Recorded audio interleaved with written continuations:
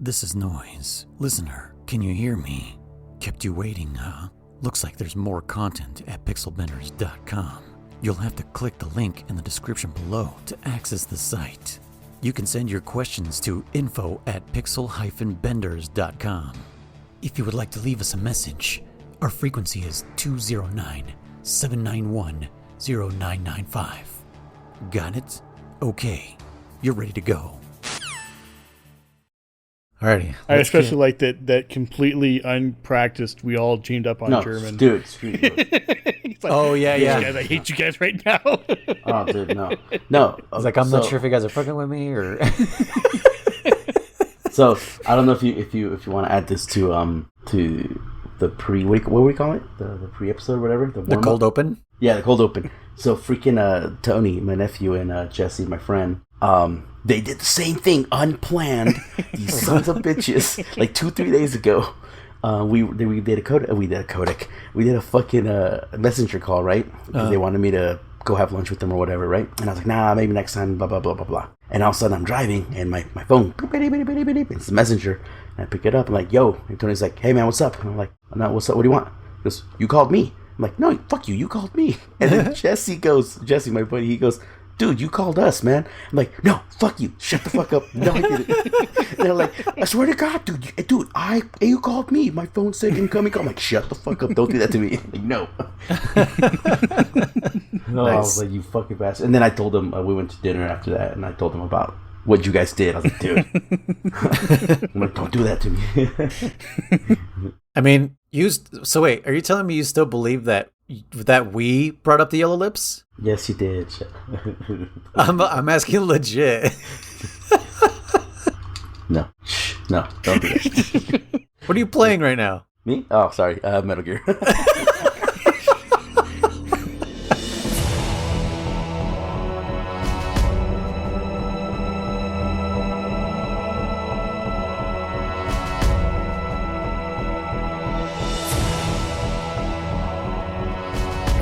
Trying to gaslight us, German? Yeah, right. Hear that? You can pick that up there. Okay, I can hear that shit. Oh man. Well, welcome back everybody to Codec Calls, a Metal Gear Saga podcast where we play the Metal Gear games from 1987 all the way to the present in chronological release date order. I am one of your hosts, Luis, aka Noise One, and oh man, I had this prepared and now I can't remember what I was going to call you guys. Aborted fetuses. Jesus. We're playing Twin Snakes. Yeah, but that's more of a Silent Hills, Death Stranding type of thing. Right. Okay, so my two BBs. How about that? Oh, my two BBs, German, aka Contra. Hey guys. And Kriss, aka Damn It Kriss, or aka Kriss. Hello. As he fucking threw us for a loop last time, he was like, "Damn it, Kriss, aka Damn It Kriss," or some shit. Yes, was it last episode or the episode before that? Probably the episode before, I think, because it was the one I think I did the cold opening. Oh, okay. Or the opening, yeah. Word up. Okay, well, anyways, here we are again, talking some more Metal Gear. I had a rough day at work today, but I can't even think of what I did this last week. I think I just played more Elden Ring, to be honest. You ever play a game where you're just like, what have I been doing? Yeah. Like for the past who knows how many days, and you're just like, oh shit, I've been playing this. So I think that's me. That's all I have to say about my week. What about you guys? Didn't play almost anything. I will admit I did not beat Twin Snakes, but I will play. I will finish beating it. Remember, we said we playing them. We never said anything about beating them. So yeah, we did. It said in the text. No, you just said it in the beginning. We replay them. You never said beat them. Yeah, but then I asked him. I was like, "How far do we have to get?" He said, "Beat the game." That was Tuesday. Okay, now German's saying what I say in my intro, that where we replay the games. Yeah, that's what I'm trying to say. That I didn't beat it, so I'm admitting I didn't beat it. But all right, so next week I'm going to say where we rebeat the games. Oh hell no! It's not too late. It's not too late to change today's intro. Right? Yeah. No, but what happened? My week was uneventful. Just work. Well, I got back from my mission. Oh, that's right. So you liberated. Where did you liberate? Did you have? I don't even know if you said it in previous episodes. I think I did. Chicago, Illinois. Yeah. Chicago, huh? Yeah. So went out there, and my flight bike was super smooth. It was a direct flight, no layover, no nothing. I got back into town at around 11 o'clock, 11:30ish p.m. Took a shower, got all my fishing gear ready, and went fishing at 4 in the morning the very next morning. So then I went fishing and got myself a nice, 5 trout, and then went home and passed the fuck out. So I was super tired. Like I said, I literally flew for, we did a wedding, and then woke up, did breakfast, flew, and, did breakfast, did lunch, and then flew here, slept 2 hours, went fishing. Your arms must be tired. Shh. I'm going to just shush randomly from now. No, and then my sprinkler system, it's been a work in progress for you've been weeks. saying something about that, yeah. I dug it up a while ago, and I was like, yeah, I'll fix it later, but, I just hadn't had a chance, and today I was like, I'm going to do it. It's going to take an hour or two, and then as I went to the store, got all the parts, came back and dug up some more so I can, cut the pipe and all that shit, and I find a hidden fucking T down there that feeds some other sprinkler. I'm like, you fucking son of a bitch. So I had to dig out more, go back to the store. Long story short, it took a lot longer than I wanted to. But that's my week and my day. Well, actually, I did do some yard work. I bought a what are they called? A pole saw. Okay. Because I have I don't know if you noticed, there's like a dead tree in half a dead tree in my backyard, and I just don't want it there anymore. So I started cutting off the branches, and then I learned how to use a pole saw this week. Oh, cool. Those are cool. Yeah. Yeah. I want one. I don't need one, but I want one. If you want to use it, I'll let you borrow it, because I will still be using it. That's why I bought it instead of like renting it or some shit, because I know I'm going to be using it for other things. Yeah. But yeah, if you just need for like one use or whatever, like not worth buying it, I'll let you borrow it when you need it. Oh, sure. Yeah, same thing with any of my tools. But no, back in my apartment, the old apartment I used to live at, there was this branch that would piss me off because it would block my view of the lake, Could you see the lake from where you were? Yeah, I could see the lake. Really? Holy shit. Yeah. And I mean, not a great view, but just enough of a lake to call it a lake view, right? Yeah. And I was like, dude, I want to get it would have to be a freaking 30-foot pole saw. But then after I started working for Spectrum, and I was like, ooh, I can climb the ladder. I was like, dude, if I get a pole saw, I can gap this tree. I could cut that branch and get myself a better view, but I never did it. Just illegally cutting down some forestry branch. Oh man. Yeah. But yeah, I mostly got it because I know for sure, like, the trees are going to get unruly too at some point, and you got to get on them and shit. Oh yeah. Especially if like maybe one of my trees goes over the neighbor's fence or something, and be like, hey, I don't want you to deal with my tree. Yeah. And whatnot, even though his tree is over in my property, but that's fine.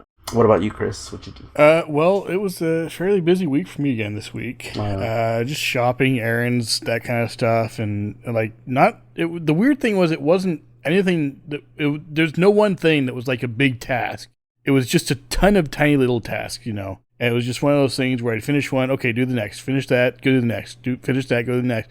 By the time I finish, it's like 7 o'clock in the evening. It's like, crap, I got to cook dinner in like half an hour. That's not enough time to play the game. So yeah. That was most of my Monday. And then even Tuesday, I still had some shopping and some errands to do. And then I think it was like, 5 in the afternoon I had texted you? Something like that? And I was like, yeah. Like, how long, how far do we have to get? You're like, beat it. I was like, oh, crap. All right, I'll do my best. And then Wednesdays, my wife and I typically do like a date day where we just hang out together and do stuff together. And I had slept in a little late that day, and then we did our thing. And then I, like, immediately after, I went to go play again and got as far as I could, and I didn't get very far. And then Thursday, I went back to it again. I'm sorry, we did date day on Thursday this week. That's what it was. Yeah. And then yesterday, I got to playing, and I played all day yesterday up till I had to make dinner. And then after dinner, I continued playing, and I got up to, I think I'd just beaten Hind D. Hind D. I know I sent a message of how far I got, and I got back to it again today, and I beat it at about, it was like 650. I beat the game, and I was like, whew, just the nick of time. And so it all worked out. But yeah, as you saw, I did play on very easy. Which yeah, I was like, what the hell? I wasn't proud of it. But I was like, you know what? I'm just gonna do this. I'm gonna swallow my pride. I'm gonna get it done and just do it. So yeah, that's what I did. Yeah, even though the game is already very easy. Like, I did notice that in some areas. Yeah, for sure. Right. It's just kind of like, wow, like I don't know if you noticed when He Who Shall Not Be Named hinted that the hanging pretty much makes a lot of areas just like super easy. Yeah. And then that spot in the tank hangar where, usually you make hella loud noises while you're walking because there's no slow walking. Mm-hmm. Like you could actually slow walk this time. Like there's analog walking versus running. I haven't made it there yet, but I do remember the hanging coming into play in the fucking later on parts of it. It just remember it being much easier. And You haven't made it to the tank hangar? tank hanger? Yeah, like the beginning. Oh no. I'm sorry. I was thinking about the Metal Gear hangar or whatever you want to call that. Oh yeah. What is that called? I think it's just called the hangar. The underground maintenance facility or something. Something. Something, I don't remember. Yeah. It says on your save file, like when you save and you go look to see where you're at, it'll tell you where you are. I think that's just called hangar. Possibly. Because the one I'm thinking about is like when the very first area. But you know what? Speaking of that very first area, I know what you're talking about up on the second floor, right? Where there's like the walkway, yeah. The first elevator. The first elevator area, yeah. Mm-hmm. I clearly remember getting a codec call back in the day, but from Miller probably telling you like to try to sneak walk and So that's what I was saying when we first played it. I told Chris, I was like, if you call Miller, it's an optional one. But if you call him, he'll be like, you should try this thing called stalking. And it's like, it's when you put one foot in front of the other and you shift your weight from your toes to your heels. Like, and Snake just goes, I can't. Was that in base game or this game? That was in base game. Yeah. Oh, okay. I don't remember. So I couldn't remember which one of the two. This game for sure, I've only beaten it once. Back when it first came out, and then I sold it. Unfortunately, I should have kept it. But yeah, so I also have only beat it once, including this time because I kind of ran out of time also. But instead of playing it, I just watched the cutscenes because I was like, that's the most important part. Like, like the gameplay's whatever. Even though there are some parts where they added enemies. Mm-hmm. Which I was like, holy shit, I think gameplay wise, I made it all the way to the torture room and then I stopped. So I think that's as far as I got. And then from there, I just started watching cutscenes because I was like, I'm not going to get to this, unfortunately. I guess we just need to ask Chris's honest opinion of his experience because I do not. It, so. Yeah, Chris, that was the most important thing is that Chris actually played through it. But yeah, because I feel like our opinions might sway his, so I want his honest opinion on the game overall, and then we can kind of speak our piece. Okay.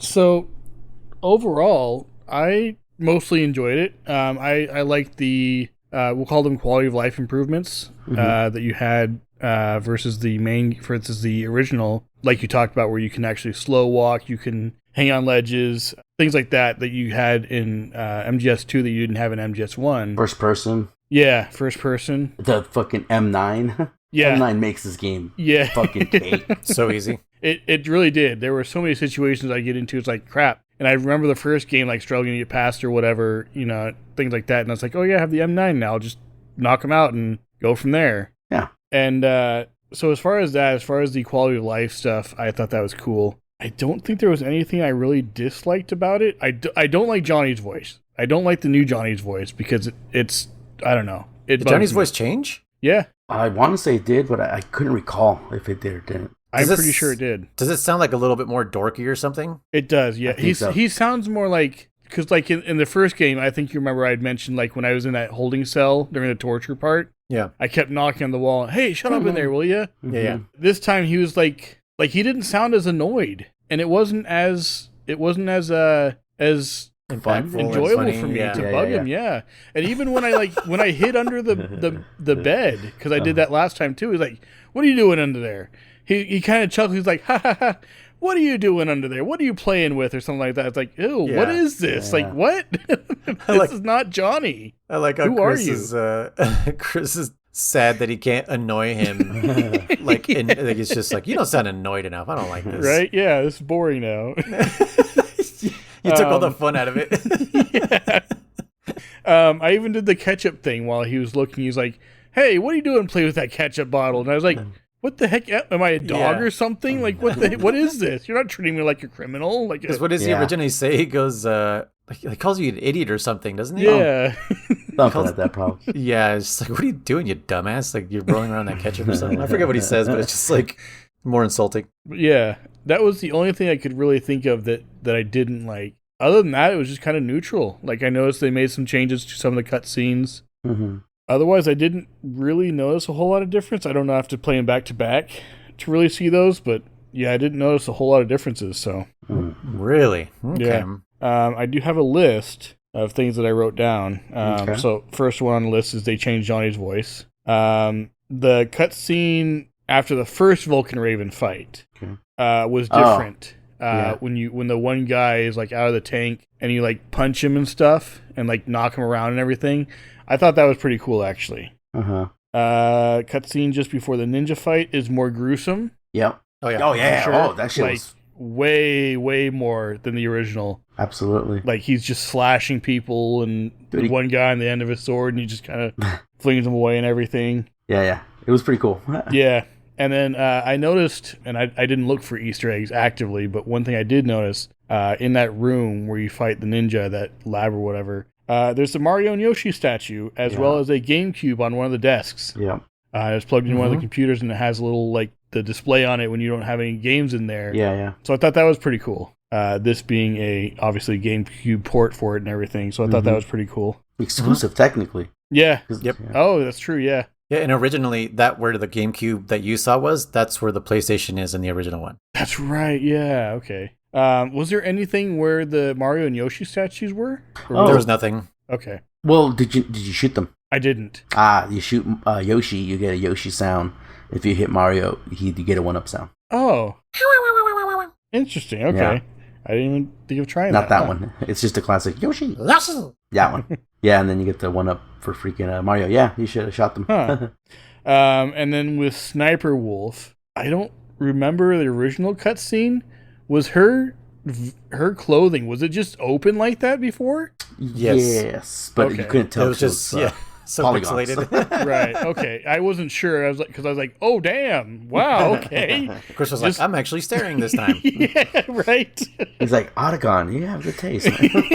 Yeah, you didn't have to deal with teenage imagination where we were like, I'm pretty sure I see underboob. Yes, I think I see underboob. Those pixels mean underboob. And then the last thing I have written is Liquid's monologue, and it's probably an original too. I just didn't notice it then. At the end, when he was about to get into Metal Gear Rex, and he's talking about how they're talking about Naomi and her motivations and everything of like wanting to infiltrate and all that kind of stuff. And he's like, oh, I didn't realize that her motivation was based on something as petty as revenge. And so it's like, okay, yeah, revenge is kind of petty, but it's whatever, you know. And then immediately goes on to talk about how he wants to get revenge. I was just about to say. Because Snake kills Big Boss, and he wanted to do that, so now I'm going to kill you because I didn't get to. Yeah, you stole my revenge, so I'm not going to get revenge on you for taking my revenge. Exactly, yeah. There was also another thing I saw, a poster, Crusader Knights or something? Is that in Otacon's lab? It might Is have that the been. one? I don't remember. Oh, Silicon Knights? Silicon Knights, yeah. No. Was it? It might have been. I don't know. Well, Silicon Knights is actually the maker of this, yeah. Yes, they're the company that made this version. Are they still around, or did it change names? I think they closed. Okay. And, man, go ahead. I'm going to try to look up a fact of why they closed down. But yeah, somewhere, it was inside a locker, I'm pretty sure. It might have been Autocon's area. I saw a poster. Like some guy with his that. back, right? His back to you? Like a cool anime Yeah, I'm character? pretty sure, yeah. Yes, it was in Otacon's lab. Okay. Yeah, it was just one of those things where I was just kind of like, and that's another thing I noticed they'd add this to you because you go into lockers. But yeah, it was to me, it seemed fine. Like I didn't catch a whole lot of differences between this one and the first one, other than a few things in cutscenes. Speaking of lockers, real quick, I wanted to mention this. I forgot to mention it last time when I was watching your.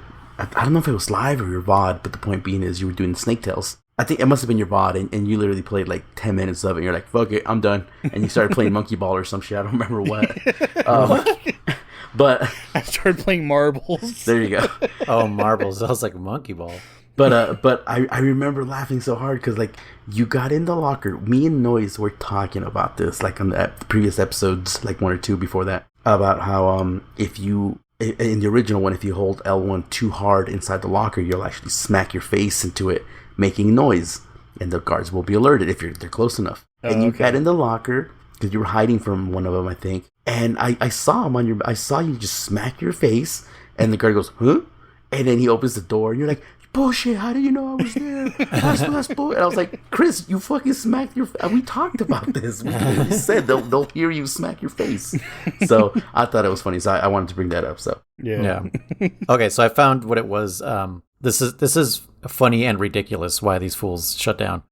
Silicon Knights originally, I guess at some point, I forget, I don't know the year specifically, but they sued Epic Games for about, I think because of Unreal Engine 3, that I guess their case against Epic Games was that they didn't provide them with like the right documentation or some shit on how to effectively use Unreal Engine 3, and that that their game suffered because of it or something like that. It turns out that Epic found out that Silicon Knights were actually using code that they weren't supposed to be using from the engine. Like they modified their engine and made their own engine or some shit like that and pawned it off as their own or something. And Epic found out about that, and then they sued Silicon Knights into oblivion. Like they're just gone. So it's just like, good job, Silicon Knights, you fucking dumbasses. Does it have anything else that they worked on? Because I know the name sounds pretty familiar.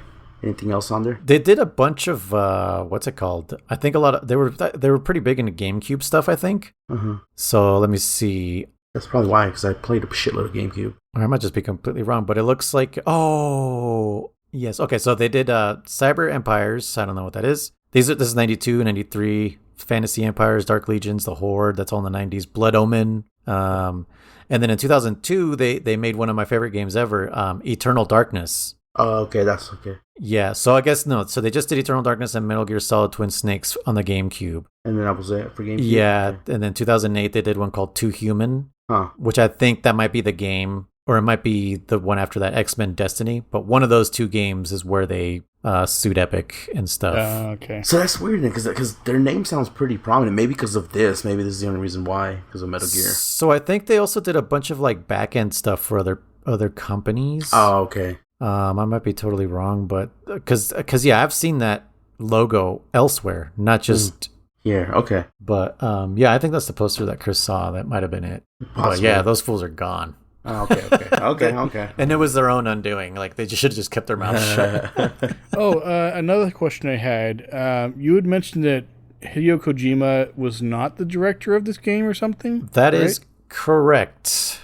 That is correct. And yeah, what were you going to say about that? Because it listed his name in the credits. I didn't catch if it was like director or producer or whatever it was, but I noticed his name was in the credits. And I was like, didn't they say he didn't have a part of this? I could have misread the situation. I don't know. So yeah, he was just a producer. Okay. I think so, yeah. Designer, I guess, because he designed the first game. Okay. But the director is Carrie Murray. I thought it was a Japanese person that did it.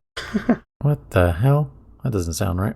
But yeah, anyways, not Hideo Kojima. Hideo Kojima did encourage the director to make his own cutscenes and stuff, because I guess the first version of it was like shot for shot the same as the first game. And when Kojima saw it, he was like, you know what? Put your own spin on it. Like, I don't want it to be exactly what I did. Like, I want you to put your flavor into it. Which you could tell it was more action, Hollywood. I don't know, like I got more Matrix vibes from this one. Oh, yeah. This game is so influenced by the Matrix, especially Matrix Reloaded. Like it's kind of bonkers.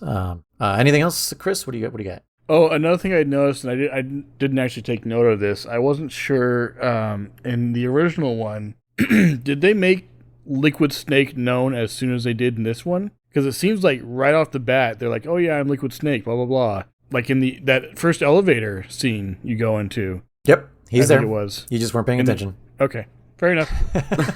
Well, yeah, that and remember it was all pixely too. So you're like, all right, who's who? What's going on? Remember, we played these things over and over and over again. So that's always a statement that I'll make. That if we miss anything, if we obviously forget, like, wait, did this happen? It's because there's so much in these games that you can't fit it all into one podcast. I definitely don't blame Kriss for like not noticing the differences, because like to me they stuck out like a sore thumb every second of the game. I was just like, I just felt it every single way through. The music, oh my god, the cutscenes, I have the Codec Calls. Kriss, any accents did you notice? Did you call anybody this time? Yeah. Probably not. Two very prominent characters, accents may be different.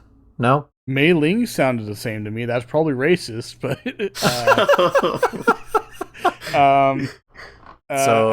actually, she's like the one that has the thickest accent in the original, and she does not have an accent this time. Okay. It's, you know what? It's probably the accent's gone, but her tone is still the same. Her tone is still there. Oh, yeah. That's why you probably didn't notice it. But what's her name? The weapon specialist. She did sound different. Natasha. Yeah. I like her. I don't know. I liked her a lot. Nastasha. Even though she doesn't do shit in this game. Yeah. Like, I would like more Nastasha. I just like her. I just like her character. She's cool, man. She's got a cigarette. Like I said before, sorry kids, smoking's cool, man. I think it's because Snake respects her. Like, maybe. Yeah. Like it's kind of like if Snake thinks they're cool, like we're like, yeah, they're cool. You're right, Snake. They are cool because he definitely, he's very picky with people, which I know German and I are. Like when we meet new people, we're kind of like, we'll shun them until we kind of warm up to them. Like once we figure out what they're all about. Why do you think it took us years to finally come to your house, Kriss? Yeah. I'm just kidding, Kriss. I'm just kidding. You're like, I don't know about Kriss. And then you just dumped me. You're still actually on the outside. You're not in yet. He's outside of that circle. But yeah, like Snake immediately warmed up to Nastasha. Yeah, that's very true. In the codec call. You know what? That makes a lot of sense, Noise, because he obviously also has some pretty high respect for Colonel. And I love Colonel as a character, even though, technically I only really know him from Metal Gear Solid 1, and then 2. In 2, I was super happy to see Colonel back, and then when he was the AI, I was kind of bummed out. I was like, what the fuck, Yeah. I don't know. Just the way, especially towards the end of the game, if you remember when he's like, when Naomi says like, oh, is there anyone that you could call a friend or something like that? And he's like, the Colonel, and the Colonel's like, dude, you still consider me a friend, even though I fucking betrayed you, and that spoke highly of what Snake thought about the Colonel, Yeah, I mean, Snake was, you could feel the heartbreak in Snake once Colonel like slowly starts kind of like admitting that he's been that he's hiding stuff from Snake and still is not telling him things, and he's still like, I can't tell you fucking anything, bro. And when Snake is just like, you've changed, and all you just see is like the Colonel, the little animation, he just like closes his eyes and lowers his head, and it's just like, ugh. Well, in this game, actually, Snake, there's almost nobody he disrespects technically. Maybe Mei Ling at the very least. Meryl. Not Mei Ling, Meryl. Yeah, he doesn't respect Meryl until the end. The end, when you get that ending. Yeah. Oh yeah, Kriss, what ending did you get? Do you remember what ending you got the first time? Yeah, I saved Meryl the first time. Did you let her die this time? No, I saved her this time too. Yeah. I was actually playing that part last night, and I was on with Erok, and I was like, Erok, should I give up or continue? He's like, continue. I was like, okay. So he had no context as to what it was. Erok, if you're listening, it's whether I wanted to give up and have someone killed or continue with the torture myself. So I was gonna say, so that is in this game too, huh? Okay. Yes, yeah. and they are shorter, like way shorter. Like the torture things, like those are way shorter. Yeah, way shorter. Another thing I'd noticed too, during the times with the like they'd break the fourth wall or whatever, twice I noticed it. The first time was when Ocelot is torturing you. Yeah. And he does the whole, don't you dare, to turn on the whatever. He actually turns towards the camera and talks to you as the player because he faces away from Snake. Yeah. And says, don't you dare turn on the turbo controller or whatever, because we'll literally know. Pulls a fucking Malcolm in the middle and looks at you. And then there was another part where I don't remember what was going on, but they were talking about something, and it was one of those things like change the. I don't know if it was change the controller or something like that. But Snake looks at the camera and kind of winks. And I was like, oh, that's so good. I don't remember exactly where it was, but yeah, I remember that happening. I wonder if on this one, on the original, if you can use a turbo controller and he wouldn't be able to know that you're using turbo. I did it. He didn't notice. He never does. On this one, same thing. He can't tell. Yeah, I've never seen any cutscene or anything like that where Ocelot says like, hey, you're using turbo. Game over or something. Because in this game, for sure, you'd think they would have definitely been able to program it as if X button is pushed, that Like too many times per second. Well, at a very, what do you call it, interval, precise intervals. That means that's turbo, what I'm saying, yeah. Yeah, like an impossible, like a non-human. not like every millisecond. Yeah, it's like, turbo. Yeah, that's turbo. That would have been cool if they actually did something on this one. Yeah. And speaking of like switching controllers, I don't know if it depends on difficulty, but I had to switch to each controller port. Yeah. Okay. Yeah. I don't remember that from the first time because I was like halfway, like, I'm on the second controller port and he starts dodging me again and I'm like, what the fuck is happening? Okay, so that's where I was getting definitely some false memories or mixed memories when we were playing Metal Gear Solid 1, and I swapped my controller port and I was shooting him and everything, and then I got the I think you get that Hideo black screen again, right? Yeah. And I was all like, this is where I switch it back. And I switched it back to 1. And it was like he was dodging me. I'm like, what the fuck? So I switched it back to 2. I was like, I could have sworn I swapped it multiple times. It's here. This is the one where it makes you swap it multiple times. I do not remember that at all. Yeah, I had the memory. Like, I remember. I was like, oh well. Yeah. I was like, maybe if the fight goes on too long, he'll do it. But no, it's this one. Yeah. So let's go through boss fights real quick. Kriss, did you notice how easy the Ocelot fight was? Did you find out like how to easily just take him down? Well, like I said, it actually took me a couple tries. Not because I died to him, but because I was trying to get that bit of ammo there. Oh my god! Did you do it last time too? Yeah, I did it twice, and I was like, screw it, I'm just not going for that. But as far as my strategy, I just kind of just ran back and forth, up and down, and I'd go up, I'd shoot. If I miss, I'd go down, I'd shoot. If I usually by the second or third try, I would hit him. So I just kept doing that. Are you telling me you did not utilize the first person view? I didn't even think about that. No. And then use my duck down technique. I did use the duck down technique. I did, which came in handy a couple times. Yeah, I did not think about using the first person view. No, because that's literally what He Who Shall Not Be Named said. At the end of the last episode, he was saying like it makes the Ocelot fight super easy when we were talking about the first person shooting. I still did it the classic way. I pushed up against the wall or whatever, just duck down 5 times or whatever, and then I just run behind him. And you can catch him so much easier in this one than you could in PS1. I believe. Yeah, I mean, I was like right behind him. I feel like everything moves in slow motion in this game. Like the animations are just slow. Is it just me? No, it definitely. Well, like even with the Vulcan Raven fight, in that second phase, like you could still hit him with Nikita missiles. Yeah, I don't know, that was near impossible in the first one. Yeah, the whole game just feels like it's really slow. I know it's not the emulator because we all played on emulator and it's 60 frames. It's nothing's wrong with that. It's not the renderer. No. It's just the way it was made, I think. Yeah. I think it was maybe because on Nintendo it was made a little easier. Yeah, who knows? Nintendo is known for dumbing down babying games because it's a child-friendly thing, so it's not going to be. Which is weird because this game's bloodier than the first one. Oh shit! Yeah, no, yeah,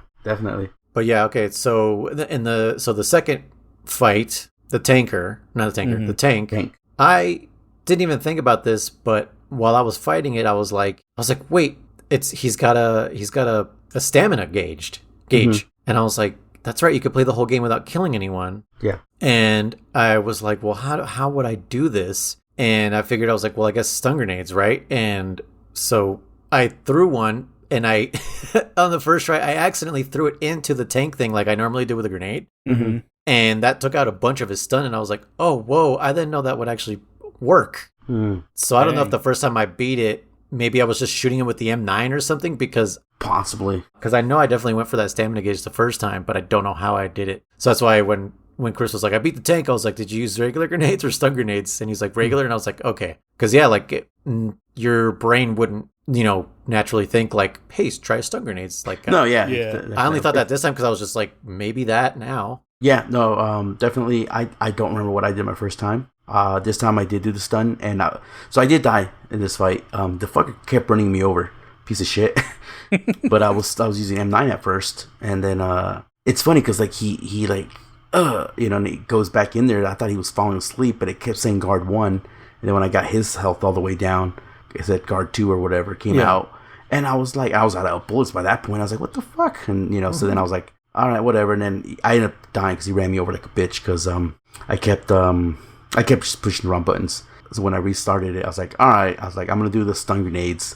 And I did them, and I was like, how? And I beat them, obviously, and I was like, how did I do it the first time I ever played this? I have no idea. Probably just regular grenades. Yeah, I have no clue. Yeah, I must have just... Because I feel like I went back for, like, dog tags once I learned there was dog tags, but I don't ever remember beating this game more than once because of my bias towards the game. But who's after that? After that is Ninja? Uh-huh. Yeah. I'm trying to remember what was different about the Ninja. Nothing really, but it was all about the same, in my opinion. The boss battle. His like stomp, like his over the head stomp, is like different. It's not like every 3 attacks or every 2 attacks. It's like a little bit like they randomized it a little bit. Like it's between every 2 and 4 attacks this time. Yeah. Oh, and you don't shoot him at the end. Oh, he doesn't do that. Yeah. When he's all fucking tweaky.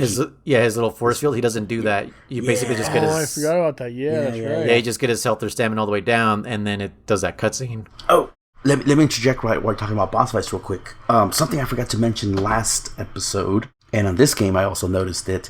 There is no more health fucking increase after bosses. They got rid of that in Metal Gear 2. Your life is what it is. Oh, you're right. Oh, yeah. Yeah. Think about that. I was gonna say that last time, and I hella forgot. And then this one, when I beat the tank, I was like, "Oh shit, no life!" I'm like, same thing. I'm like, okay, no life increase. All right. You know what? I feel like they should have kept that in. Yeah.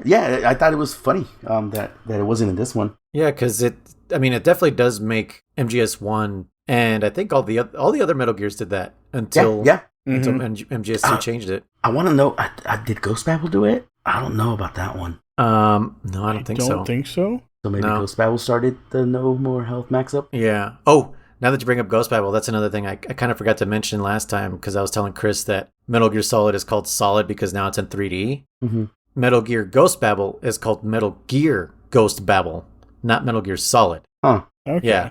But that's the name for it in Japan. But in the US, they called it Metal Gear Solid just to entice. Just to sell. Yeah, just to sell. But yeah, that one is a Metal Gear Ghost Babel. There's no solid in the title. Okay. Because it's not solid. It is 2D. Mm-hmm. Well, that brings up, I'll mention it later, but that's why next entry, I have an issue with it being called 3. But anyways. Is it called 3? It's called Delta, isn't it?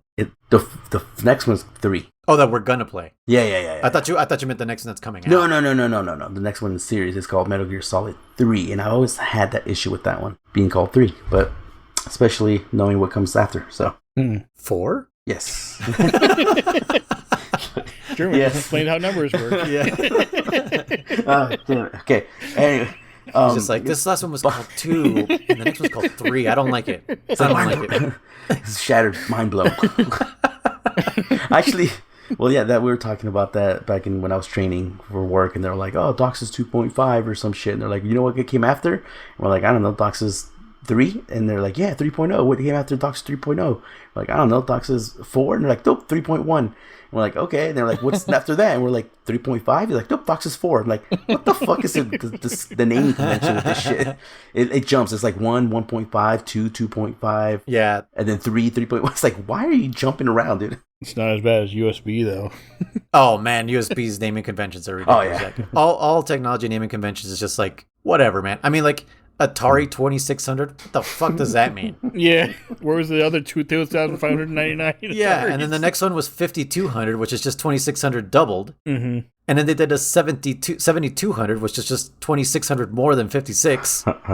It's just like, what was the point? Like what the fuck? It didn't make any sense. And what's funny is that all 3 of those systems were pretty much the same. I was gonna say they were about the same. They didn't. They just changed size, maybe. If anything, yeah, right? they didn't advance anything. Like the cartridges were different. Like they wouldn't fit into each other. Like you talk about like Apple, fucking you and going like, what we had the lightning connector, now we have to do USB-C, or like before that it was the 30 pin to the lightning connector, and it's like, dude, those ones took like about a decade to disappear. Atari did this bullshit in like 5 years. It was just like, come on. Yeah. Like that was some crap. Another one is a company that doesn't exist, but people keep talking about as Xbox. What's that? I don't know, but it's something people keep talking about. Because there's an Xbox, and then the Xbox 360, and the Xbox One. Oh, dude. There's a thing on my computer that says Xbox on it, but I'm afraid to click it. I don't know what it does. It's a virus. Probably a virus, yeah. Oh, okay. But I can't get rid of it. It's part of Windows or something. Yeah. Windows Gaming. Oh, no. Microsoft Gaming is what it's called. Pinball on it. Space Cadet. Oh, man. I miss that game so much. Is that what it was called? The Space Cadet pinball? I think so. Something like that. For Space XP, Cadet, yeah. something, yeah. And no, it wasn't XP. It was like 95. 98, I thought. But I did have it on XP, so. Yeah. I had it on Windows Me, I think, too. I did for sure have it on 95 because I had Windows 95 with Microsoft Plus or something. And then it had another game called Hover. And it was like very primitive 3D.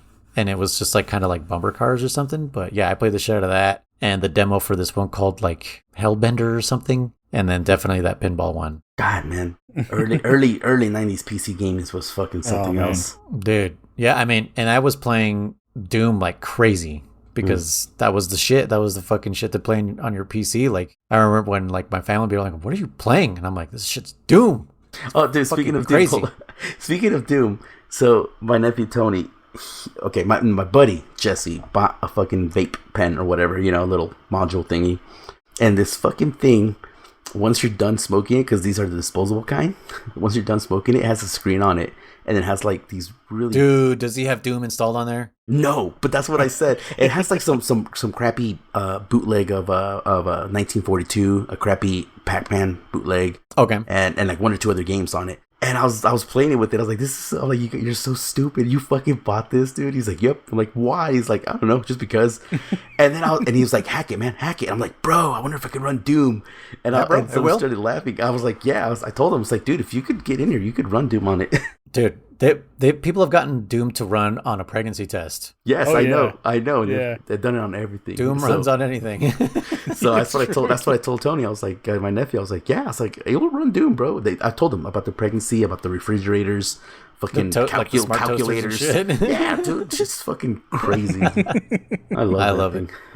But no, actually, on a serious note, RIP Xbox. I actually have been kind of seeing this from a long distance. Like I never ever had confidence in that entire ecosystem. Like I'm glad that they like brought Xbox Live and achievements and shit like that to the forefront and like online gaming. Like they really pushed all that during the 360 era. They could never break through to Japan. And I remember like one of the first real attempts to break through in Japan was doing Final Fantasy 11 when they finally brought that through the 360, which was one generation late because it was already on the PS2 and the PC. But when they first did that, I was like, that's a step in the right direction, but you're fucking like 5 years too late on that MMO. Like no one's going to log into that motherfucker. Like when the US finally got Final Fantasy 11, which was a year later, Japanese players were level capped.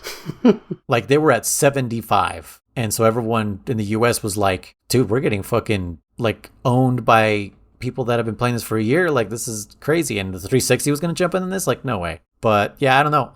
I know 360 gave the PS3 a run for its money, only because the PS3 was just so hard to program for. Sure, it was expensive. Yeah, and that's why MGS4 is stuck on there. And yeah, it was crazy expensive when it came out. But I don't know, to me, like PlayStation has always, hardware-wise, has always innovated more than Xbox. I was going to say any company, but that's not true because Nintendo does that. No, yeah. Nintendo's top dog on that. In my opinion, the only thing, this is a very personal opinion here, the only thing that kept Xbox alive during the 360, competitive, was fucking Halo, in my personal opinion. And you could argue maybe Gears of War. Yeah, no, but it was Halo, dude. Halo was, because I played the shit out of it. I played the Jesus out of Halo. That's why I burnt out on it so much, because just like all my friends were on Xbox and I'm over here on PlayStation and they just cannot stop fucking talking about Gears of War and Halo. And I was like, dude, are those the only two games that exist on Xbox? Back in the day, yeah. Like, bro, I'm over here playing fucking Resistance, Ratchet and Clank, Black. Yeah. I'm fucking playing MGS4. I'm fucking... There's so many games on the PS3 that was just like exclusive, like God of War, like... Yeah. How are you guys not sick and tired of these two fucking games? And then 360 actually was like the super jumping off point for the Call of Duty games. Yeah. Like that is also a thing that's been keeping Xbox alive, is Call of Duty. Like there's so few like Sony fanboys that play Call of Duty. Like in that time, like nowadays it's just whoever's on whatever system because they all crossplay. But back then, like my friends were always just like, "Oh man, you playing Call of Duty Modern Warfare 2?" I'm like, "Yeah, no, I'm fucking not." I'm like, I don't want to play that fucking game. Like, but yeah, I mean, devastating news from Xbox for sure this past month, and I'd hate to say that I saw this a mile away. Like they've really biffed it on the Xbox One back in the day, and just have never recovered. And I always thought they should have never jumped into the arena. I think Microsoft should have just concentrated on PC stuff because that's where they reign supreme. Mm-hmm. Dude, you know what they should have done? Instead of fucking around with all the consoles, they should have made what the Steam Deck. They should have been the one to make they should have been the ones. Most powerful handheld. They should have been the ones. Yeah. I agree. Like, yeah. And instead of a gaming company, Valve makes this thing, and they're like, "This is genius," and then they're like, "Fuck you, Windows. We're running Steam OS on it, which is Linux." Yeah. Like, what a middle finger. Like, it's just like you guys truly dropped the ball many times. No, like I said, they're PC company, and if they would have made the Steam Deck or whatever they wanted to call it, they could have definitely at least reigned supreme there, you know. Or even if like because the ROG Ally is kind of like the Windows counterpart to the Steam Deck, if they maybe put some support behind the ROG Ally, maybe there'd be a little bit more competition out there. But even that's not doing too well. Like I almost got that instead of the Steam Deck because I was like, I do want to have like maybe Game Pass on there and the Epic Game Store and other games that will not run on Linux. But I was just like, no, like it's not selling me enough. And, you know, the battery life is atrocious, I guess, on the ROG Ally, and it sucks. Yeah, he who shall not be named is considering getting one of those as well. I told him Steam Deck all the way. Yeah. You know, I was like, as much as like I want to like the ROG Ally, Valve has been supporting the Steam Deck like on a daily basis. Like there's so many updates to that fucking thing all the time that improve the features, that improve the performance, that it's kind of hard to be like, should I go to the other side of the pond just because I want my Epic games on there? Yep. You know, I hope Xbox, not Xbox, I hope Microsoft sees the light of day and needs to just exit because they've been third place for a long fucking time. Yeah, honestly, dude. Yeah, they just relied too much on Halo. After Bungie left and 343 took over, it's been all downhill. Gears of War hasn't really been that great. I mean, personally, I always thought they had a much more coherent, what do you want to call it, overlay and UI. You know, it was a lot easier. Do like that, yeah. Yeah, it's super smooth, but their online was super smooth, but that's all they had. That playing Halo Online was awesome, but yeah, I would play Halo and then I'd be done and I'd go back to my PlayStation and fucking play, like you said, all my first party awesome badass games. Yep. Well, anyways, yeah, back to Metal Gear. I do want to say one more fun fact about the Xbox. It's just the Dreamcast. Oh. The original Xbox. I don't know if you guys know that. I didn't know.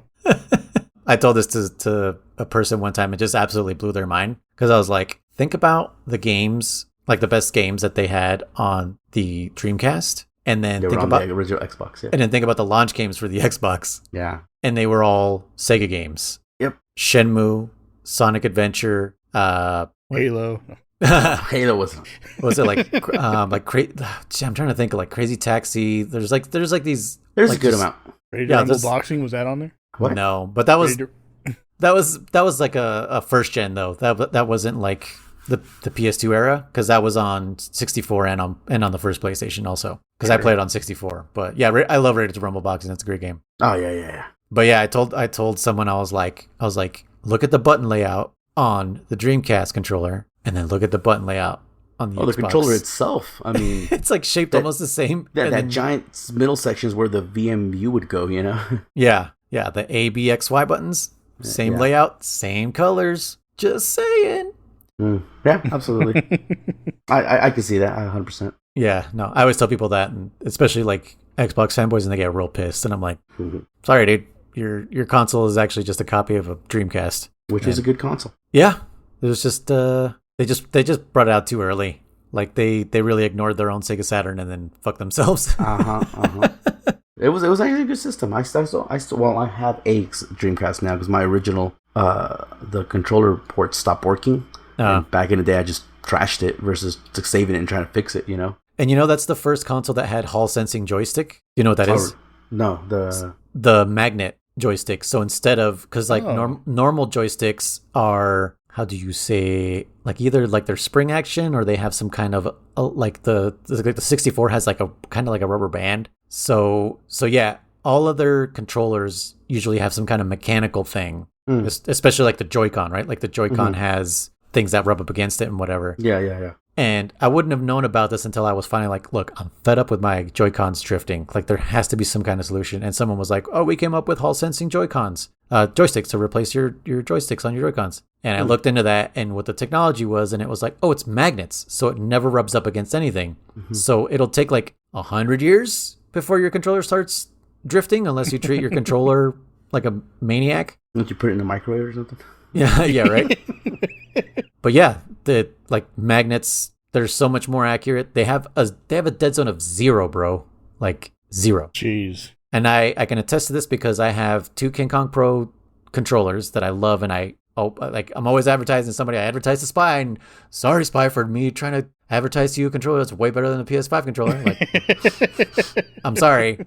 Like, I get it. I get the haptic feedback is probably super awesome and shit, but the sticks on this controller that I have, and not only that, the analog triggers are also magnets that I didn't even know about until I bought it. But yeah, changed my life. And apparently the Sega Dreamcast had them in 2000. Jeez. Why are we still using bullshit for joysticks? I don't understand. Money. Yeah. And paying $70-$80 for it too. Yeah. It's almost like ICP is running the joystick division and going like, magnets, how do they work? Anyway, what the hell were we talking about? The next boss. So Ninja, and then after Ninja. Psycho. Yeah. Psycho Mantis. So yeah, so we did kind of talk about that. He had a couple more things to throw at you, right? Like he had like a suit of armor. The suit of armor would spin around, and then he would like kind of rotate around himself. Yeah, the suit of armor. The pictures I think he did last time too, right? Yes. The pictures, the yes. So in the background, yeah. Were they weren't animated in the first version, though, right? No. Okay. No, and they weren't. I don't even think they were those people, because now it's like Kojima, Yoji Shinkawa, and I think the director of the game. You know what's funny? For some fucking reason, I always just imagined, because on the GameCube, that fucking Shigeru Miyamoto was on there, but he's not, right? Oh, you know what? I think one of them is. Hold on. Okay. Let me look at it. Okay. Oh, while you're looking that up, when I was booting up this game, please forgive me on this part, right? So I did everything, and I'm booting up the game. After I asked for, like, where the fuck's the game? And you're like, oh, it's in the ROMs. And I'm like, oh, okay, I found it. And there was 2 fucking ROMs for the Twin Snakes. Oh, and they were very similar. Like, they were off by, like, fucking megabits. And I was like, why did Luis put 2 of them on here? I'm like, and again, I kind of got a flashback of back in the day when I used to download ROMs and they weren't the right ones, and just people would fuck with you and shit. Anyways, and I was all like, fuck, yeah, exactly. Which was the right song? This one's 3.6, but this one's 3.7. Which one's the right fucking song? Yep. Anyways, I booted up one, thinking like, oh, okay, whatever. And we were doing the whole controller setup, Luis, right? And we're like, okay, I got the controller set up, so I'll fucking play it later. And then when I went to go play it, and I made it through the elevator, and then it like opened up the GameCube and load the game, like, shit. I was like, this thing had 2 discs? I don't remember that. I'm like, well, that's why there's 2 fucking files, I guess. So, and I think the original game will do that too. If you played disc 2, you could play up to the elevator part, right? I think that was always pre like on the disc. The elevator. No, the first one or the new one? The first one, the first game. The first one was right before the furnace. No. So I'm trying to say, if you loaded up the disc 2 and started a new file, you could play the elevator, right? Or no? If you started a new file on disc 2, it wouldn't let you. It would tell you. It wouldn't let you on PlayStation 1. So then this one, okay. So this one does let you play a new file on disc. Really? Yeah, weird. I'm telling you. Yeah, you get to the elevator and it says fucking put in disc 1. It says open up your GameCube tray and pop in disc 1. Huh. But I want to have done something like this before with the PlayStation 1, but I guess not. It might have been a different game too, so. German is a hacker confirmed. Hey, dude, I break shit all the time, man. Trust me. Are you a hacker? Are you a hacker? Dude, so Tony and Jesse just got me Helldivers yesterday, I think it was. And long story short, they were like, do the tutorial and then we'll play online. I'm like, all right, whatever. I'm doing the tutorial. Trust me, I don't know how I did break the tutorial. I could not proceed because it was telling me to hold L1 and call in some launch or some bullshit. And holding L1 would not do anything because I was kind of playing with the game. I was pushing it. I'm not going to lie. So I must have done something where the game just wouldn't let me do it anymore. And I couldn't kill myself. I couldn't do anything except for just like exit training.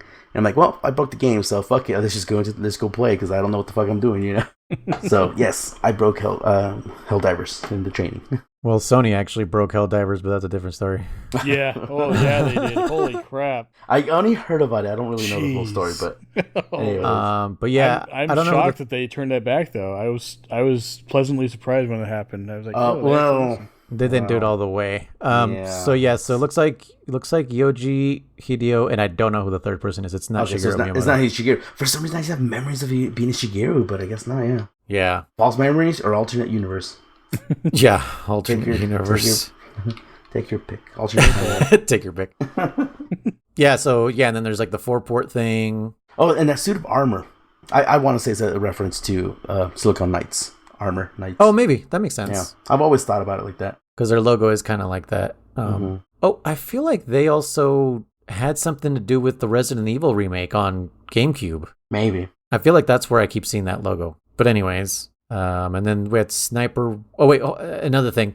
In the first, in MGS1, the Psycho Mantis fight, I can duck down without going prone and things won't hit me. Oh. But in this one, everything hits me, even if I duck down, which pissed me off. Huh. I was like, are you fucking kidding me? Like, why would you change that one thing? And then I also, like, here's one of the complaints I was telling German about is I feel like everything is too big or too close camera-wise. Mm-hmm. And you know that when Psycho Mantis throws that, like, telekinetic ball at you? Mm-hmm. I did not have enough time to run across the room to go find him and hit him.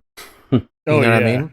Yeah. So, like, this was, like, one of the few times where I was like, okay, I'm going to have to use the first-person view to shoot him, which I never like shooting Psycho Mantis. I don't know why. Like, it's just, I just personally always like punching him. But yeah, like, I had to, like, shoot him with the M9. And you know how normally in MGS1, if you go first-person, it just shows you his perspective? Mm-hmm. Mm-hmm. In this one, it shows you your perspective for, like, 2 seconds, and then it switches into his perspective. Yeah. Can you move, if you're aiming in first person? No. Like, it just stops aiming? Yeah, it's just like MGS2. Okay. Yeah. I didn't try that. Yeah, the Sniper Wolf fight. Oh, there's, like, more mines on the floor. That one spot where Meryl's like, aren't you impressed? But, which, again, still, you can just crawl over them or That's turn on your fucking thermals and shoot them, so... Yeah, I went to the left and then I crawled over one of them and then it immediately put me in that cutscene. And then from here, there was the torture scene, which was like super fast. Like it wasn't even a challenge this time, especially since I turned turbo and I was like, I'm not dealing with this. But yeah, I think from here, Kriss, you can take it because I didn't play any more from here. All I saw was the cutscenes. So during the torture scene, I actually did the third one this time instead of getting out after Otacon. Oh, okay. And yeah. It was interesting. And yeah, like you said, way easier. Like I barely had to touch the button to get through. And I was like, one time I just didn't touch the button just to see what would happen. And I still made it through. I was like, how did that work? Like one round, I died the next round, but I was like, what? Really? It's that forgiving? Now, granted, I was on, very easy. Yeah. But I was like, okay. Like I didn't even have to press the button for one round. So did the ninja rescue you then? Yeah, he did. Okay. I was wondering if that changed, but okay. Yeah. And do you think that room was the model they used for the MGS2 mock-up? I don't know. I think it is. It did look like it. I got to get to it, so. Because it's the exact same model. That's why it surprised me when you're like, it looks kind of like it. And I'm like, dude, it's the exact same room. I got to get there myself again. But speaking of that room, there's a fucking, like a sippy cup, not a sippy cup, there's a drink cup. So there's right in the corner of the window there, and I always thought it was funny. I don't know if you guys saw it. What? Where? Yeah, in the torture. Yeah, it's like in the bottom left window. If you can kind of see it in Raiden, but if you go to first person view, it's right there. It's like a fucking clear cup with the lid and a straw. As Raiden? Yeah, and I don't know if it's in this game. I'll look for it in this one. But I always thought it was funny. I'm like, so Ocelot is just chilling here drinking fucking soda or some shit while he's torturing fucking. I feel like you're incepting me right now because no. Like my memory is going like, yeah, dude, there's a cup there, but I'm like, where? Yeah, there's a cup there, and the thing is, you can't do anything with it. That's the sad part. Is like, I was like, ooh, you can shoot it. Nope, you can't do shit to it. But that cup's there. Yeah. Okay, interesting. Maybe. You know what? It would have been kind of cool little Easter egg if it had like yellow lipstick on it. Then you're like, oh, it was Fortune's. So speaking of yellow lipstick, I kid you not. Did either of you notice that Sniper Wolf had yellow lipstick? Shut the fuck. Yes, she does. I've not made it to her yet. So I'm not messing around with you, German. I just happened to notice. I was like, you got to be kidding me. I'm gonna bring this up, and you're not gonna believe me again. This is exactly what I thought in my head. I was like, this is Fortune all over again. She has yellow lipstick. Okay, I haven't made it through yet, so I'll see for myself in a minute. So I changed it on his copy, Chris. Oh, okay. No, that's why there's two files. One's with lipstick, one's without. Yeah. But yeah, going back to what you were talking about too, German, with the two files.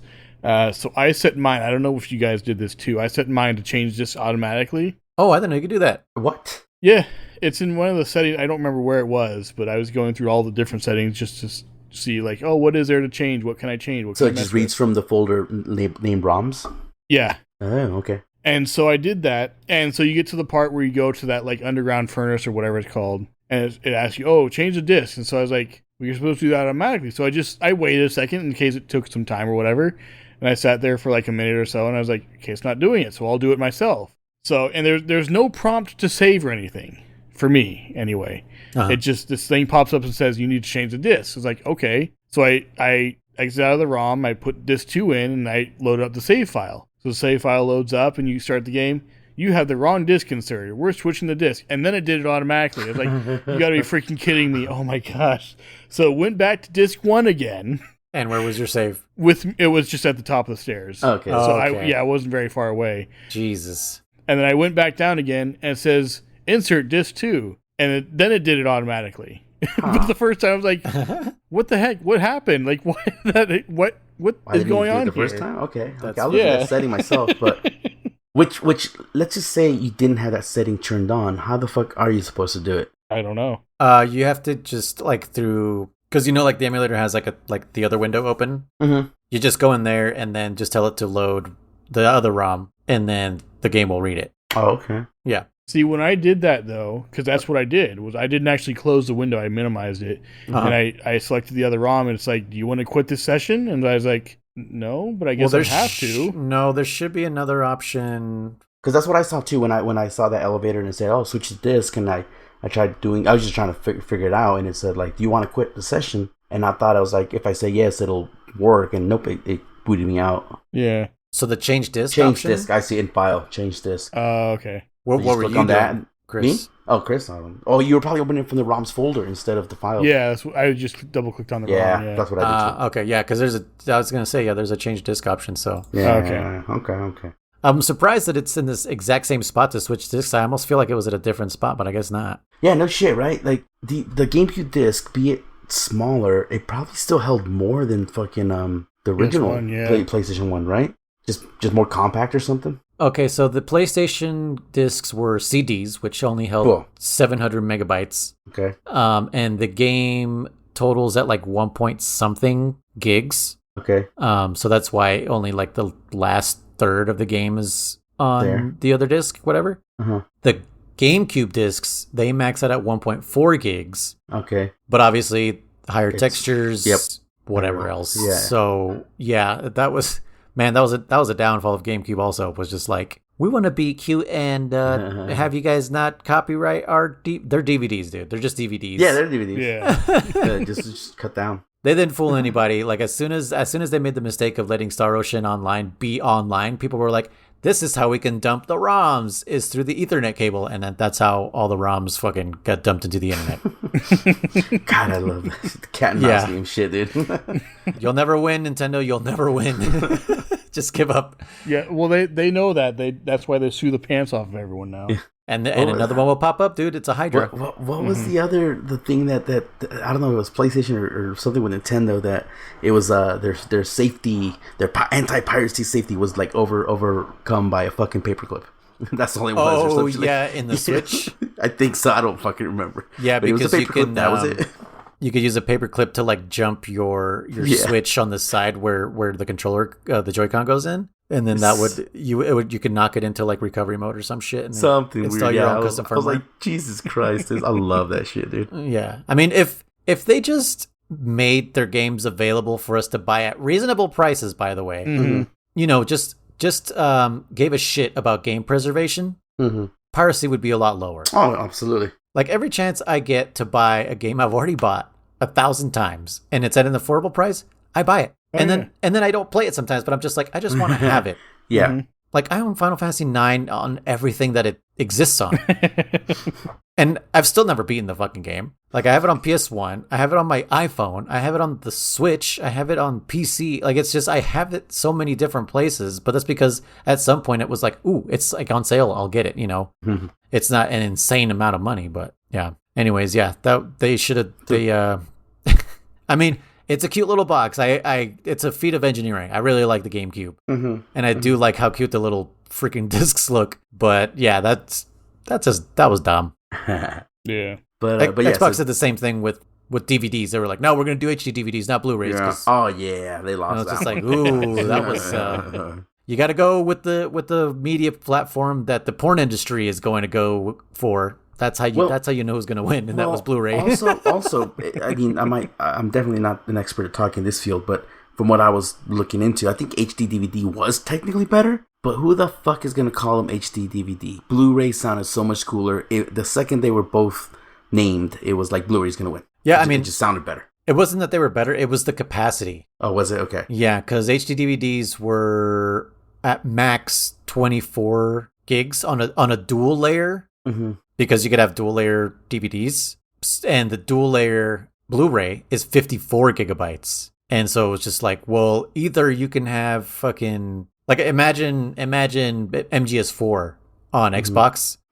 That would have been 2.5 discs. And it was 1 disc on PS4 or PS3. So it's just like, we're not going to release our games on multiple fucking discs. Like, this is crazy. We're not going to do that anymore, like they did, back in the day with Final Fantasy games, where there's like 4 discs. Final Fantasy 9 was 4 discs. Yeah, 4 discs for Final Fantasy 9 and 8. Like, that's insane. 7 was 3 discs. Yep. Yeah, that's too much. So it was just, But yeah, no. So I just for sure, for me, I just remember that time period, and I was like, because I had both Xbox and the fucking PlayStation, and but I was like, Blu-ray, man, it's Blu-ray's gonna win, and yeah, that's the one that stuck around. Yeah, I did like the way it sounded too. I was just like, Blu-ray sounds dope. No, sounds fucking dope. Sounds next gen. Sounds future.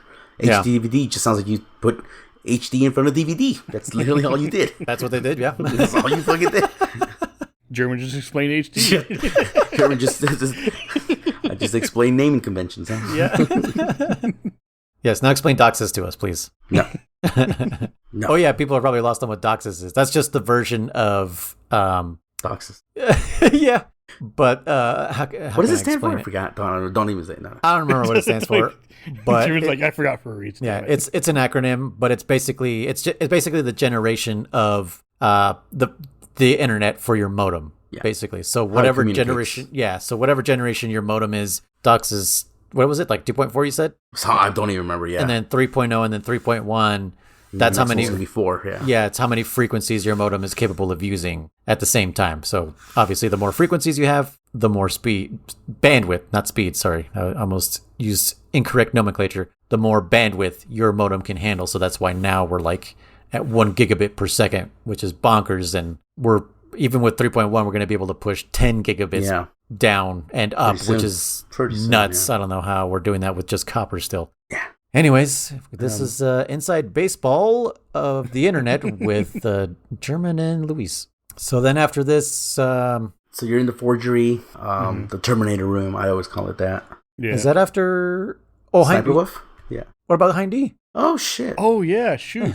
Man. Because there's Sniper Wolf 1, and then Hind D's gone in one game, and you guys forget him already. Well, that's fucked up. Again, remember, I didn't like this Hind D. I like Harrier better. Whatever. I disagree. Really? You like Hind D better, Chris? Oh, yeah. I thought you liked Terrier better. No. I'm going to go back and listen to that episode. I think you said the opposite. Is he gaslighting you? Yeah. Hind D had more personality, I think. Harrier was... I think that's what I like about it. Trying too hard, it felt like. Although Harrier did have the, what I called the melee attack.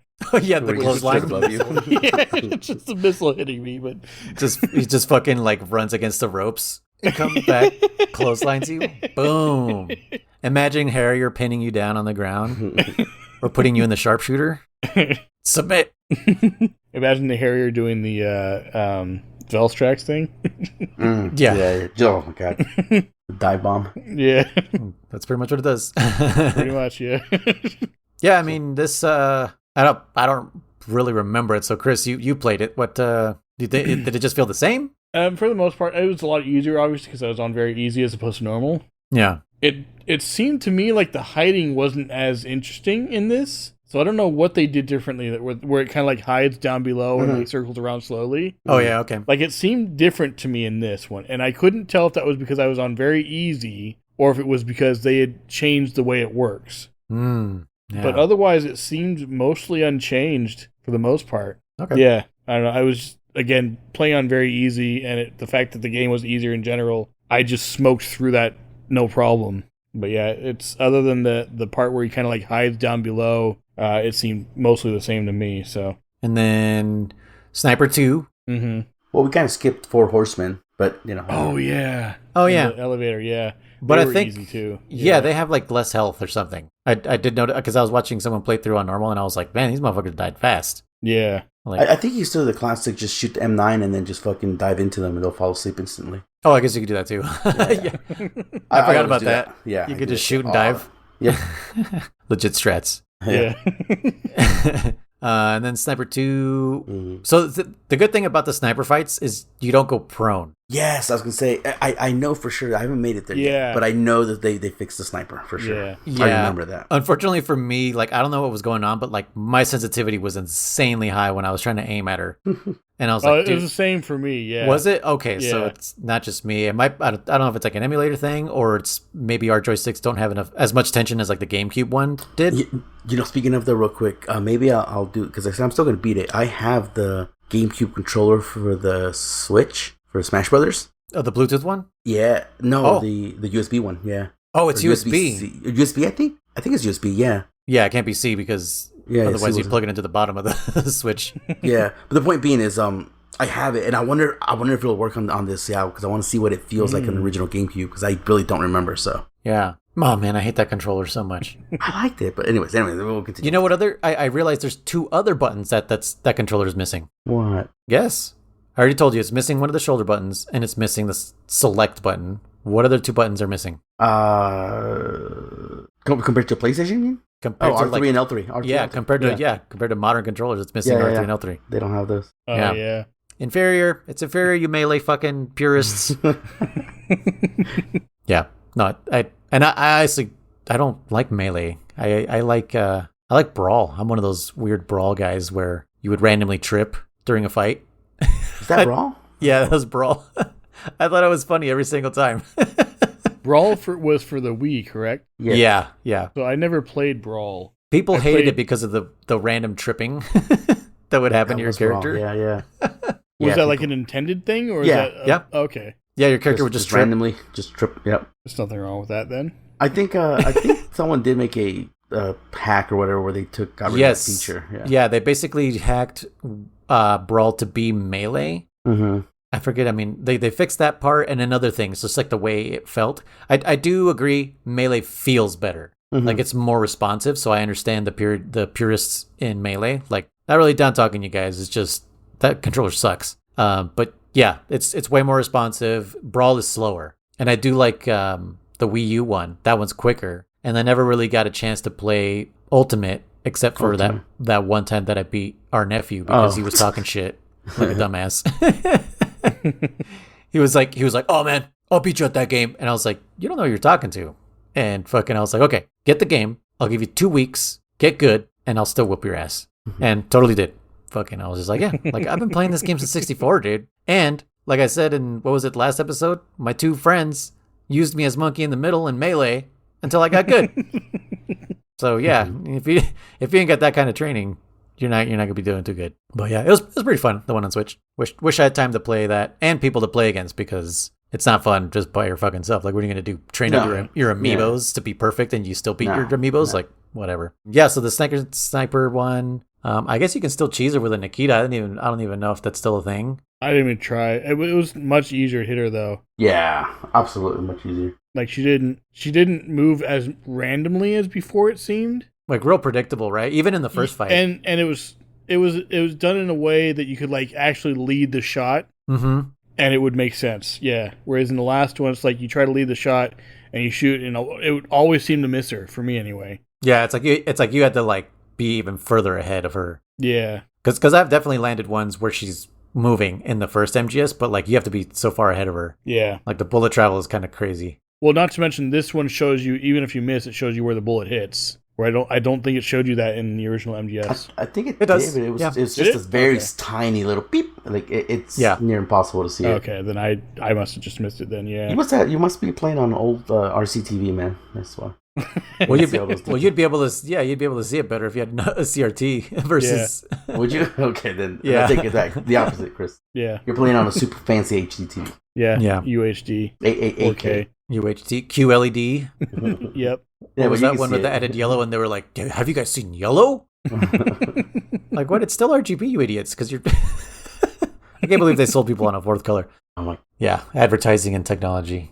Yep. Then after that, we got Vulcan Raven. Oh, I guess we had three horsemen. Three. Yeah. Oh yeah. Is that They what jumped down. Yeah, that thing. Because they didn't. Did they do that in the original one? They didn't. Did they? They jumped down, but I don't remember this cutscene. I think I skipped it on accident. I'm guessing they jumped down there extremely dramatically. Okay. Did they? They did. Yeah. And the new one? Okay. Yeah. Were they doing hops and shit? Like, what were they doing? Oh, it just showed them like jumping down, which was funny to me because it showed them jumping down, and this elevator goes down at an angle, correct? Like it doesn't just go straight down. Right. So, because it shows them jumping down and they're shooting while they're going down. And Snake dodges the bullets all fancy like because they're like shooting in an X and it's all coming together in the center. And how he dodges it, I don't know. It doesn't make any sense because he's in the center and he's dodging into the bullets, but, you know, movie magic or whatever. Mm-hmm. And so he jumps out of the way and then they land and their casings land right next to them. But that wouldn't be the case because they would have landed on the ground behind the elevator because it's going down at an angle. It's not just going straight down. Not to mention, the casings wouldn't fall slower than they were if that was the case. So, although the casings go upwards. What do you mean? In the gun? Yeah, from the gun when you shoot, right, but casings fly up. they wouldn't have been that delayed. Well, I don't know.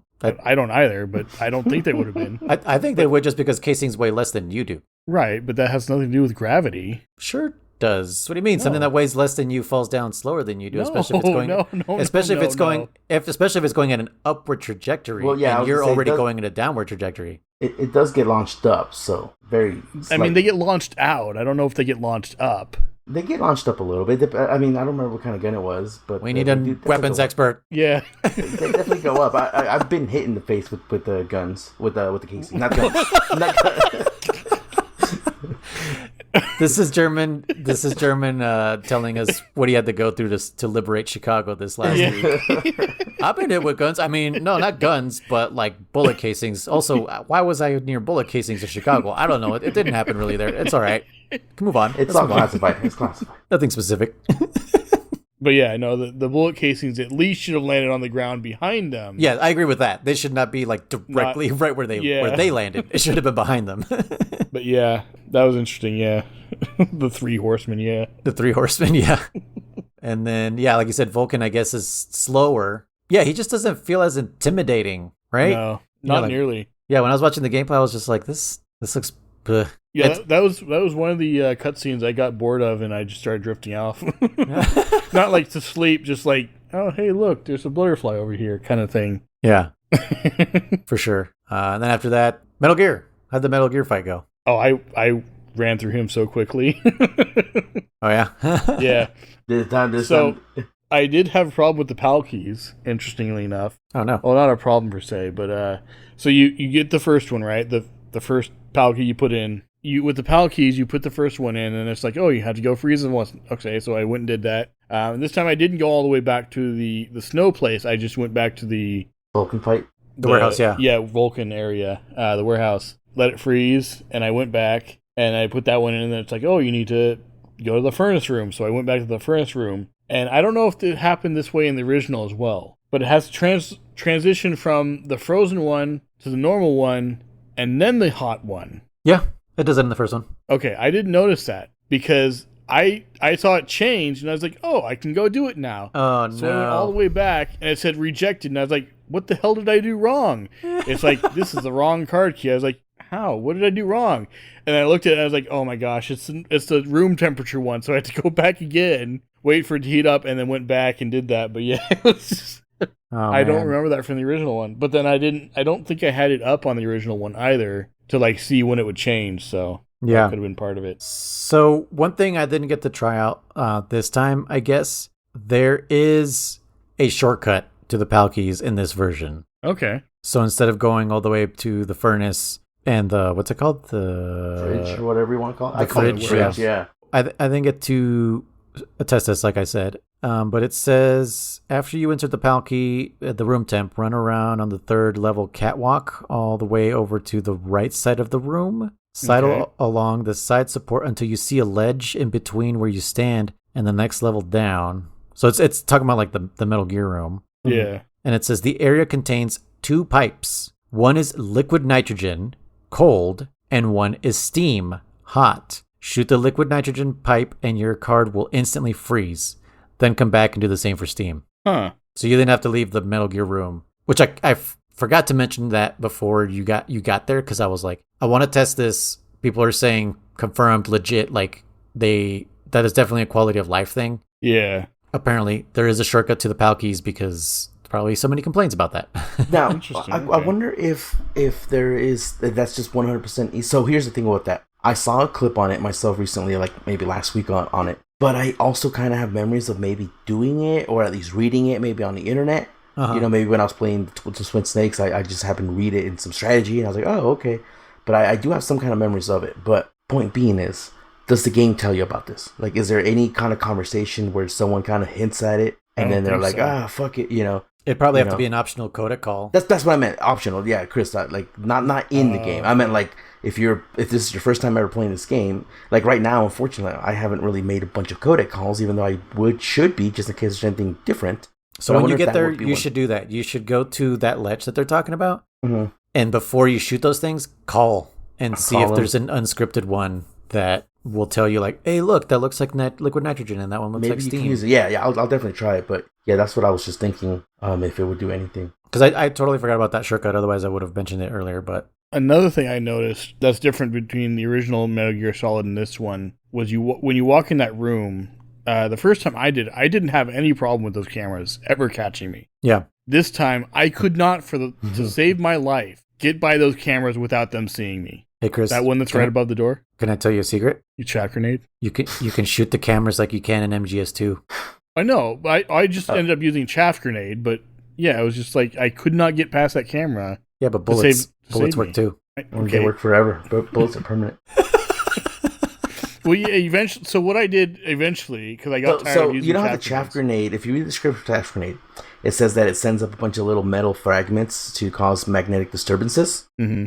So there's this thing called a gun that shoots a little piece of metal, and it permanently disables it. You know. Thank you, German. And it's only one piece of metal instead of many. Many, yeah. So eventually, what I did was I used the rocket, not the rocket launcher, the Stinger missile on the far one, and I destroyed that one. Threw a chaff grenade, went inside, and then I killed the one above the door. And I did notice that for the rest of the time, until it's like a scheduled event or whatever you call it, The scripted event. That's what it is. Yeah. That they didn't work, so I just did that. Oh man. But thank you for explaining how bullets work. Okay. I was fucking dying over here with you describing that you fucking stingered on camera. Because I just pictured Snake like stinger missile and it just like rolling in the chaff grenade, looking like, okay, now I'm gonna shoot this one, you know.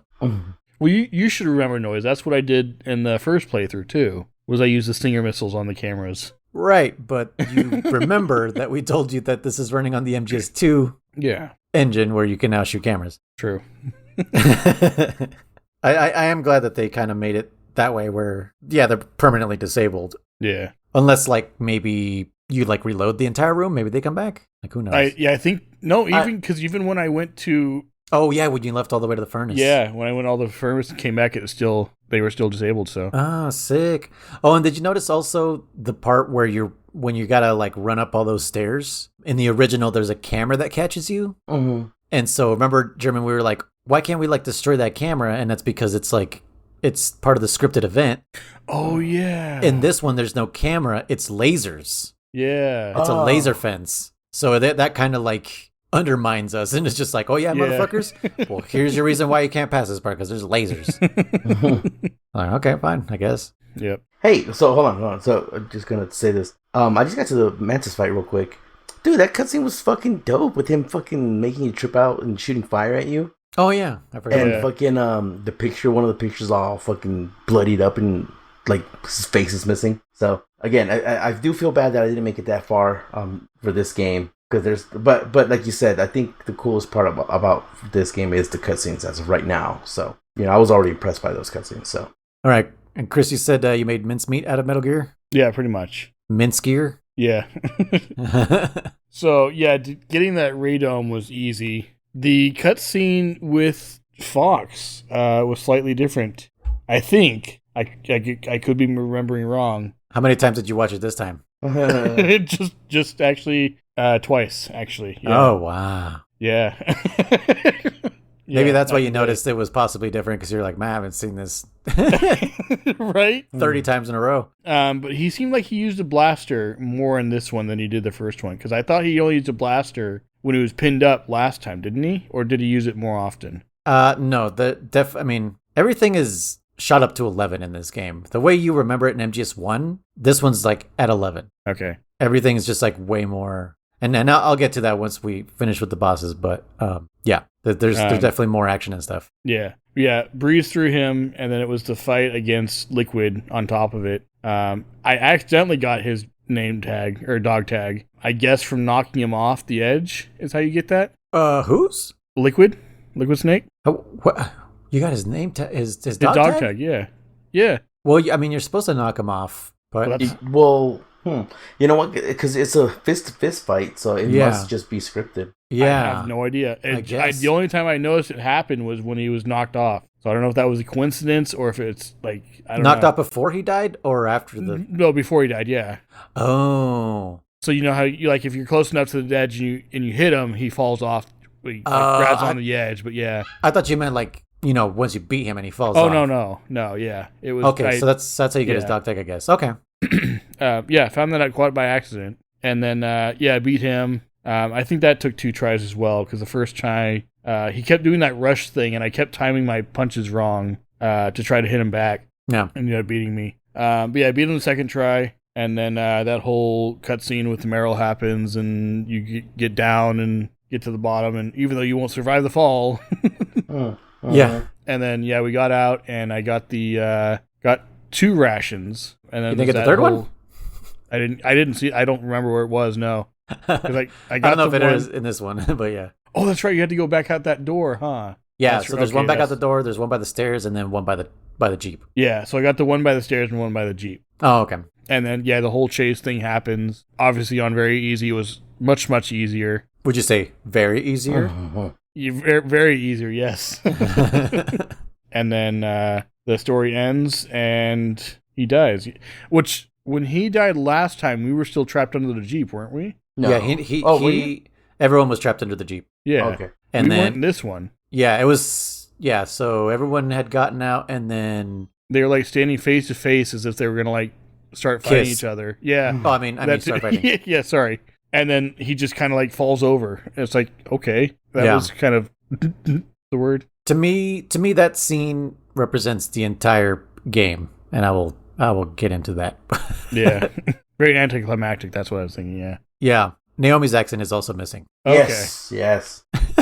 She is missing her super British accent. Yeah. Nastasha actually still has the accent, but it's not as strong. Okay. Because I thought that at first too. I was like, "Whoa, dude, her accent's fucking gone." But then she would say some words, and I'm like, Yeah. "Okay, it is still kind of Russian. All right, yeah." And actually, the post-credit call is different too. I noticed Ocelot was also infected by fox dye, which was not something that they talked about in MGS1. Because he says something to Solidus on the phone where he says, "Yes, thanks to the thanks to the fox dye vaccine." Huh. So I'm guessing Solidus was asking him like, are you good with fox dye? Like, are you still infected or Yeah. whatever? So I guess it would have actually affected Ocelot as well. Well, yeah, that's true because I mean, it was meant to kill everybody In there.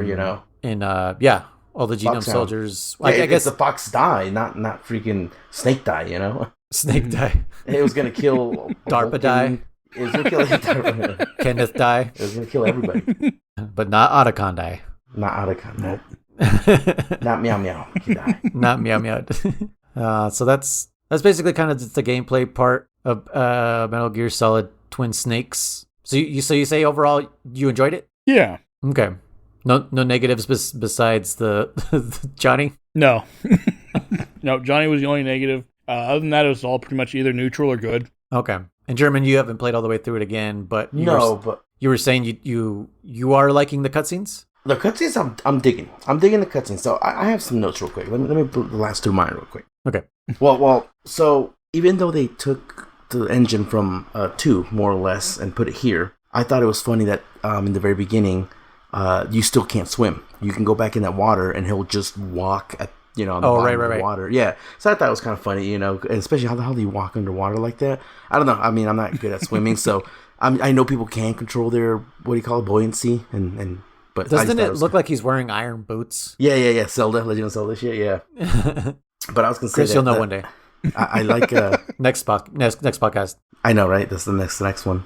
I do like the cutscenes. I do think they're kind of a little over the top, but they're freaking cool. They're freaking dope. I mean, the whole game is over the top, so I think it was fitting. Yeah. I did want to mention something that I thought it was interesting, and I'm pretty sure it's in the original. Oh fuck, who was it? Is it Kenneth Baker? I think tells you Meryl stole the codec. And codec? A codec. She says she stole it from one of the guards. I swear to God, he said something like that. And I was she ripped it out of some guy's ear? That's what I'm saying. How the fuck do you steal a codec? Like, I don't get it. Yeah, and then at some point, I remember Otacon also told Snake, like right before they escape, Otacon tells him, like, keep the codec. And I was like, yeah, it's in his ear. It was in his blood, technically, more or less, right? Yeah, it's stimulating what do you mean, keep the codec? I think this game, the more and more we've been playing this now, the more inconsistent this codec is becoming. Like, only you can hear it, stimulates the bones in the ear. But yet, like, it goes at hyper speeds because you can communicate so fast that, you know, only a second goes by in real time, and you can steal it apparently somehow, and it just it's weird. Stupid. I was gonna say that that when Meryl opens that hangar for you, I don't know if you noticed this, Chris. I don't know if you noticed that they have the Semtex that from Metal Gear Solid 2. On the sides? On the side. You can blow if you go in first person with the SOCOM, you can blow up the lasers, Chris. Did you know that? Oh, I did not notice that. No. Yep, that's there. They're there, so you can blow them up. Oh, wait. So wait. I didn't even look at them, but so it's not a gas room this time. It's still she says it's still gas. I didn't trip it, but she says it's a gas room. Okay. Yeah. but they have the controls. Mm-hmm. Okay, it's so right there. You're not saying Semtex. They just have the controls. No, that's what I meant. Yeah, that's what I meant. The Semtex sensors. Yeah, the control. Okay. Yeah. They have those suckers. Chris is like, yeah, there's still gas. He's like, I tripped it. Yeah, should have known. Yeah. Can't confirm. Hold on. Shit, I can't read my own handwriting. Don't know what that fuck that says. Something. Oh yeah, I forget you're doing handwritten notes. MJ2 effort. Oh, Metal Gear Solid 2 referenced. I don't know, whatever that means.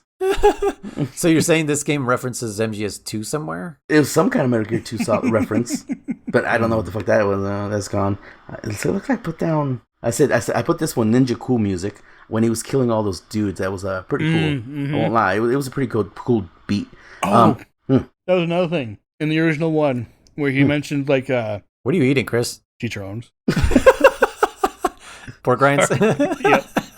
Well, something's happening. He's like, "What happened to the music?" Because the music cuts. Oh yeah. He says that in this one, but the music doesn't cut. And so I was like, "The music's still playing. What the heck? Why?" You know what? I didn't know if they were gonna do the Meryl in her underwear thing in this one because it's Nintendo.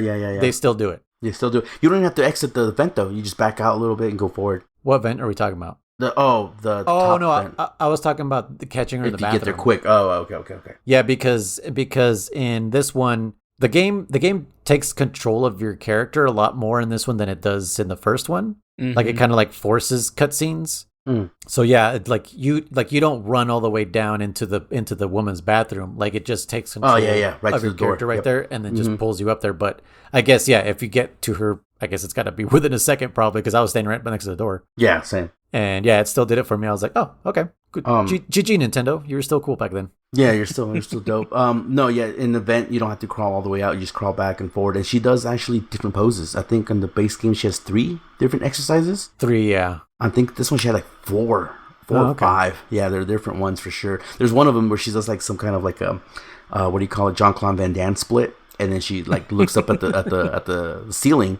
and you make eye contact with her, and I'm like, Whoa, dude, she's what? totally seeing you right now. Like, I mean, not a cutscene, but like you can see her face clear as day, and I'm like, there's no Dude. way she doesn't see you right now. I need to go back and do that because I've never seen that before. Yeah, she does. Yeah, she does this weird like split, and she's like kind of like a yoga stretch, and she looks upward, Yeah. like upward dog or some bullshit. But then if we keep doing it, she's in her underwear again. So yeah, you do this. She's in her underwear, and then if you do it, she actually goes back to clothing, and then I didn't do it the third time, so I was like, whatever. Okay, that's crazy. I kind of want to. I just want to see that Jean-Claude Van Damme post. Yeah, dude. She does some. She fucking goes full split, dude.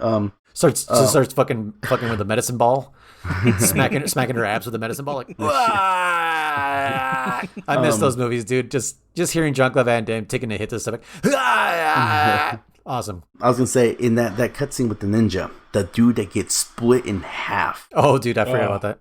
He's not there. He's not in there in the dead bodies. I was like, oh man, they kept every other soldier here, and including all the dents in the wall, but that guy was gone. Yeah. So. Well, you then see the ninja just kind of put him back together and laid him on the floor. Stitched them back together. And so there is one. I got 2 last things. So there is a little, what do you call it, apology to Otacon for Calling him ocelot. No.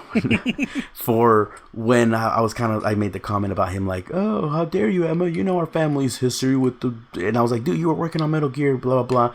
I kind of did forget he didn't know it was going to be armed with nuclear. He was working on Metal Gear, but he didn't really know what they were going to arm it with. Well, he talks about his grandfather worked on the Manhattan Project. Obviously, he didn't know what that was going to be used for either. So. Very true. Yeah, that it is naive of him, but I was just kind of critical of him saying like, you were working on Metal Gear, but he didn't know it was going to be a nuclear Metal Gear. Yeah. So I do apologize, Otacon. I'm sorry, what'd you say? Otacon. No, no. nuclear? Nuclear. Nope. Nuclear. Nuclear. Yes. Boom boom with bad stuff. The boom boom with the atom split. And then so my final verdict of this is like not ending it, but this is what my first note I put down, and this really just takes me to what I feel about this game. I put down intro music. I did not like the intro music in this game. I missed the originals. What do you want to call it? Opera-esque, very majestic lady singing when you're in the sub and swimming. Oh, they. Yes.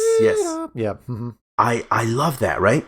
Now, for me, this game is fun. If this was, I know we talked about this before, about this being a lot of people's first introduction to Shadow Moses. If this is your first Metal Gear period, or your first introduction to Metal Gear Solid 1, if you will, it's a great game. Cool cutscenes, improved controllers. I can see why you love it, why you like it. But for me, it doesn't have that charm that Metal Gear Solid has. The way, at least, it's not just nostalgic, because I played this in when was it released? 2004 or something? 2003? 3.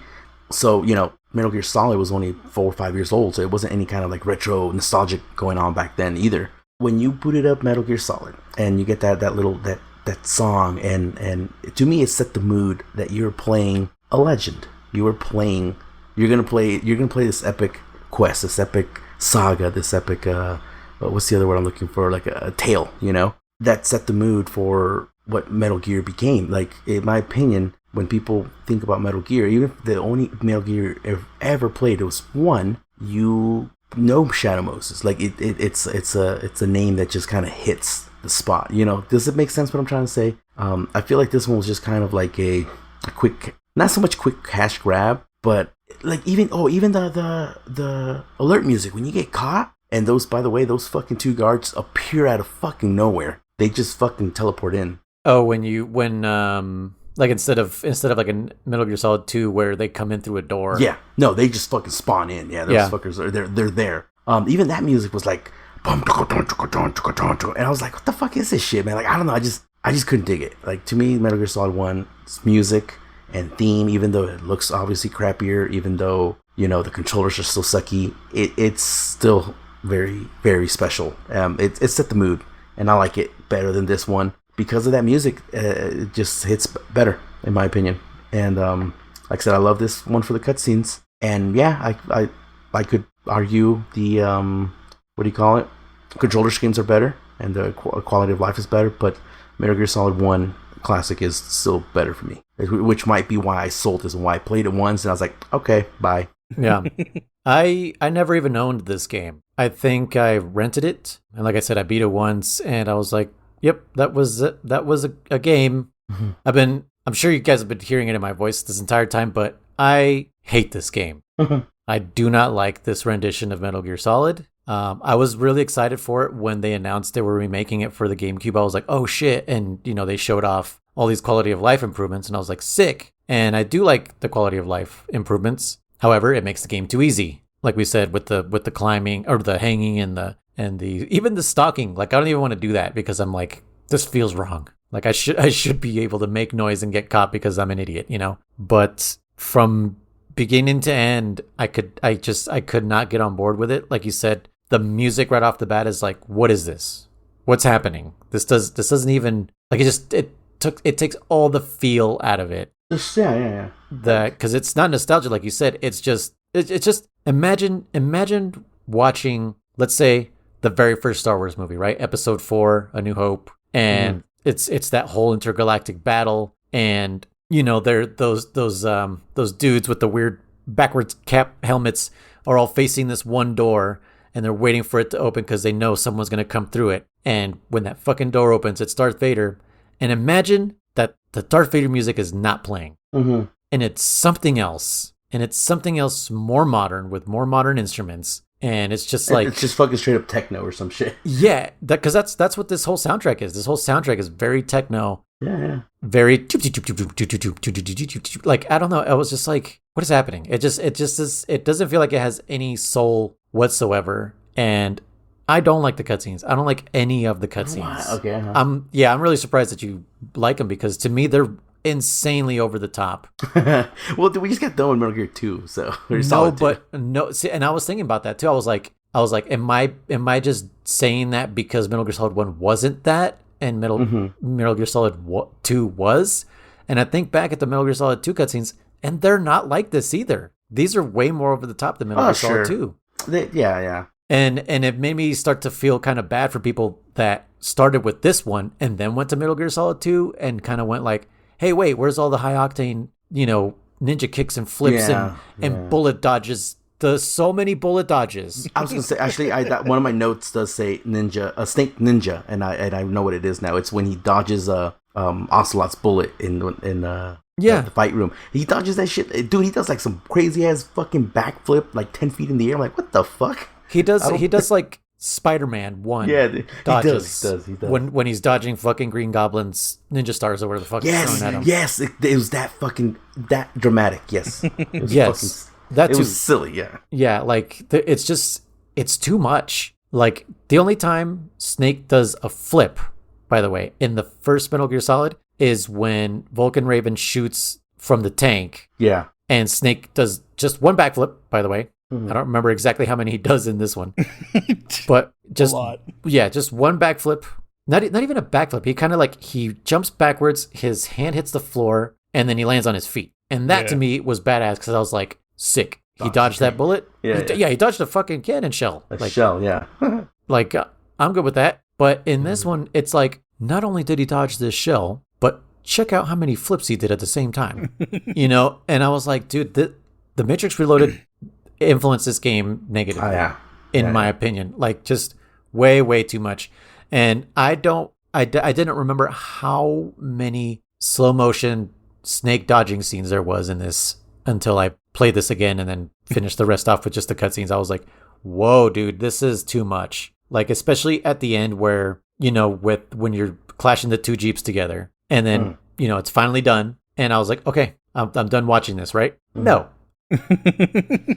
Because Snake is like, hold on, not only can I dodge bullets in a non-moving environment, but now I can dodge bullets between two moving Jeeps that are probably doing 60 miles an hour.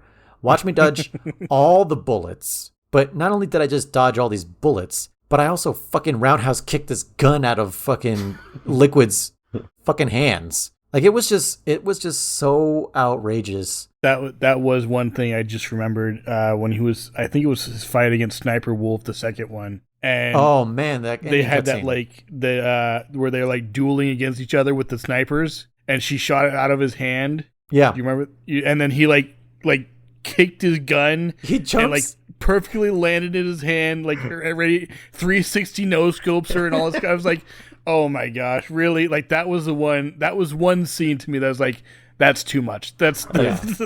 I was hoping at least one scene would get you guys to be like, wait. Yeah. What the fuck just happened? No, I agree with you. Again, because I do agree it's a little over the top. Little? Okay, it's over the top. But maybe because I'm just... In the other one, you're right. The base game, it's nothing like this. And I don't want to influence you, German, because I know you're going through it again. That's why I was hoping that you were done with it already. No, it's fine. I don't want that glass shattering moment when when someone tells you something and you're like, oh, you just ruined it for me forever. No, I don't think I'll have it because again, like I am enjoying it as of right now. Okay, good. Because I'm enjoying it as its own thing. But what I'm trying to say is, I remember I played this super young too, so I had a super active imagination. So I did see Snake doing, I mean, what I'm trying to say is when the ninja does his cool blockings in PlayStation 1 and his Solid 1, yeah, it looked cool. But then when I saw it here and he's like pretty much straight up anime, he's walking with his hands fucking down his side and the sword swings are just in front of him. I was like, that's fucking dope. Because that's what I imagined when I was a kid. When I was a kid, I was like, that's dope. So I didn't see it so much as exaggerations as much as I saw. I'm like, yep, that's probably like what I saw. What I imagined it being. I will admit, the one scene that I thought was actually kind of cool when I was like, oh shit, cool, was that first little scuffle with Meryl where like, he's like, before he tells her like, you don't even have the safety on, that's when I realized, I'm like, oh yeah, they changed up some cutscenes here. Like they do a little tuffle or whatever, and then she like gets the gun back from him and she's pointing at him and he's got his SOCOM pointing fucking right at her, over his shoulder. I thought that was kind of cool. That definitely reminded me of like why he was like, that's why he's Snake, man. Like, yeah, you think you got him, but nope, he still had you, Yeah. I don't think Meryl could have pulled that off. I don't think so. Well, again, maybe that's why like that's why I'm also under the belief that I still hate that bathroom scene. That makes no sense where the fuck she came from. Oh yeah. I still hate that fucking scene. That's why I'm still in the belief that I'm like, oh shit, it's the second time I snuck up on the Snake. I'm like, nah, he probably was pointing a different gun on you, He had his gun in his butt cheeks. You know how she snuck up on him in the bathroom? Oh. Nanomachines. Yeah, exactly. Fucking exactly. Again, we thought, didn't we mention this joke? A Deku seed, just a Deku nut. Bah! Oh yeah.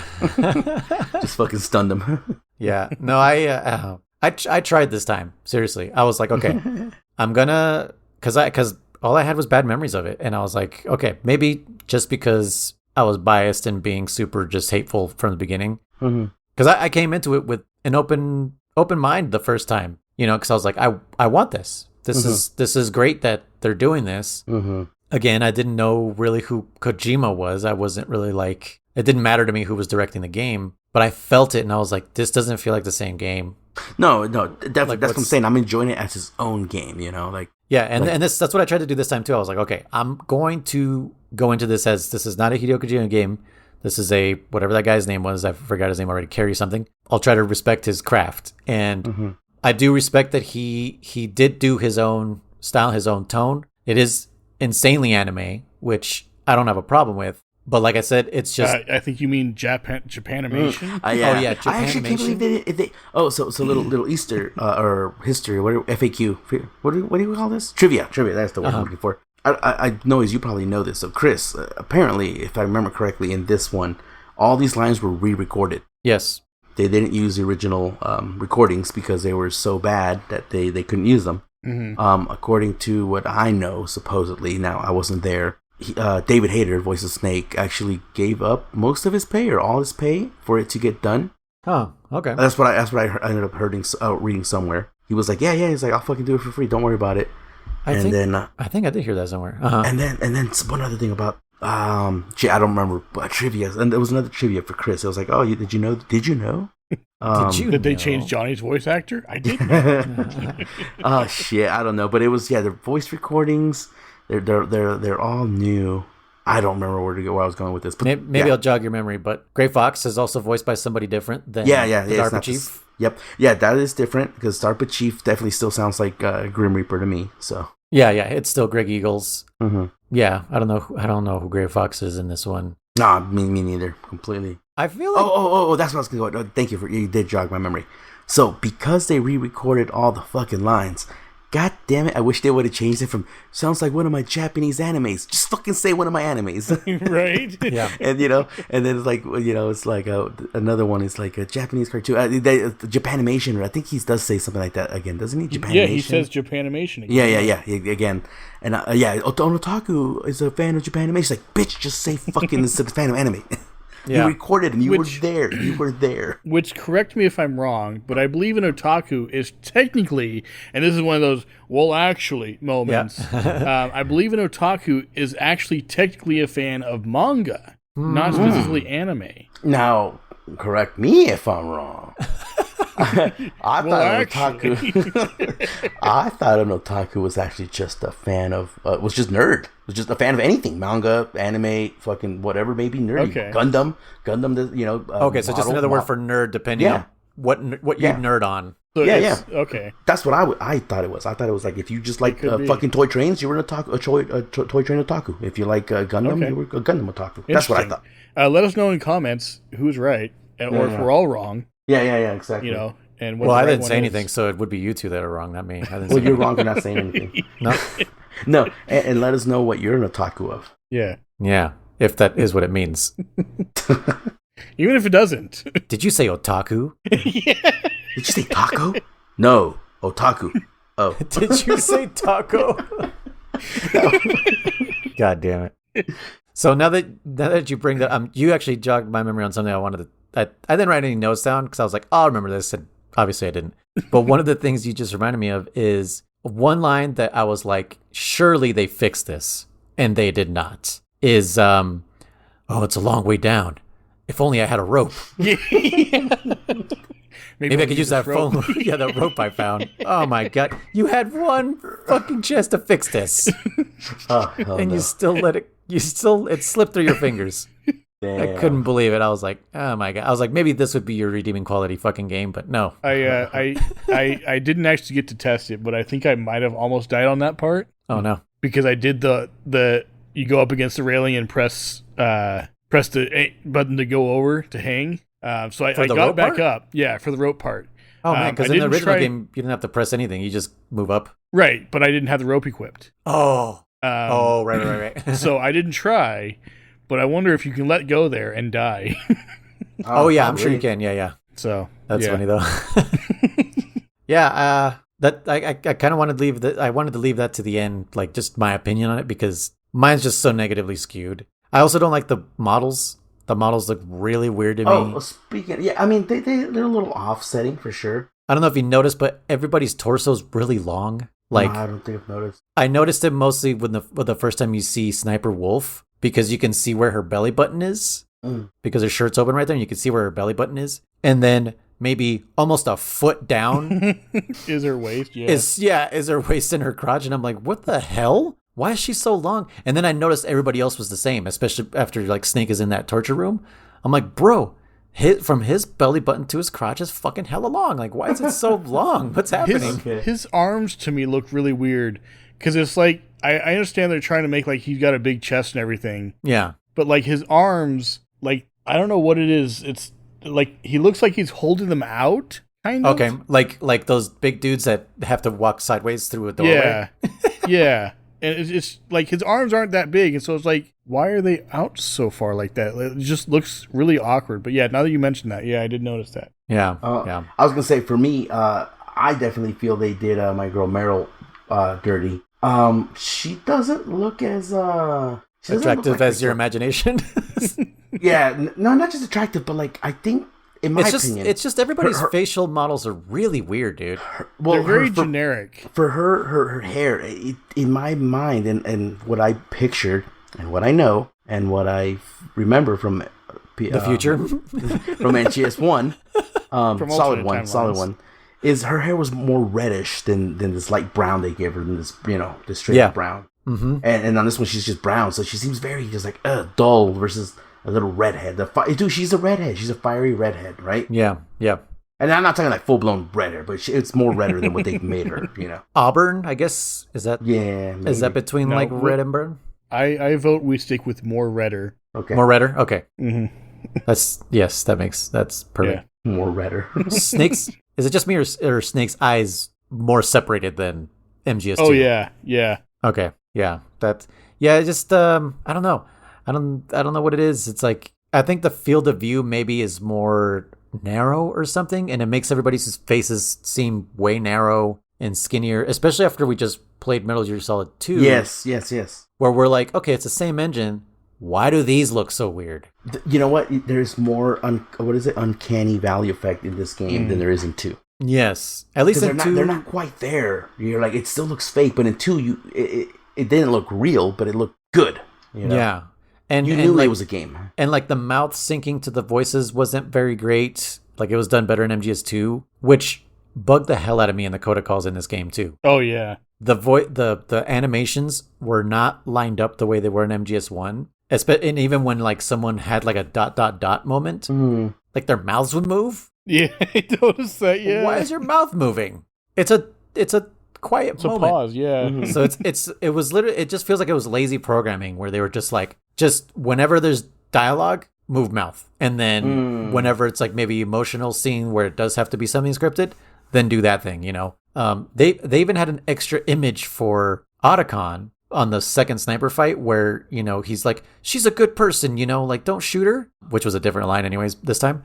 But they added a new drawing that I'd never seen before where he actually looks concerned for her. In the original one, he doesn't look concerned. He just, you know, has the same face. The same look. The only different look was when he's like, "Watch out!" He's screaming. Yeah, which he's not screaming in this one. Ah. I don't know if you guys noticed also too. Oh yeah. The voice acting in this game is so monotone and dull, and like there's just like very little emotion to the delivery of the lines. Like I think that's what hurts me the most about this game, because it's just like the first game, sure, maybe the recordings didn't sound that great. I honestly don't think they sound that bad. No, I don't think they sound bad. I think it's when they were trying to port it over, they weren't usable.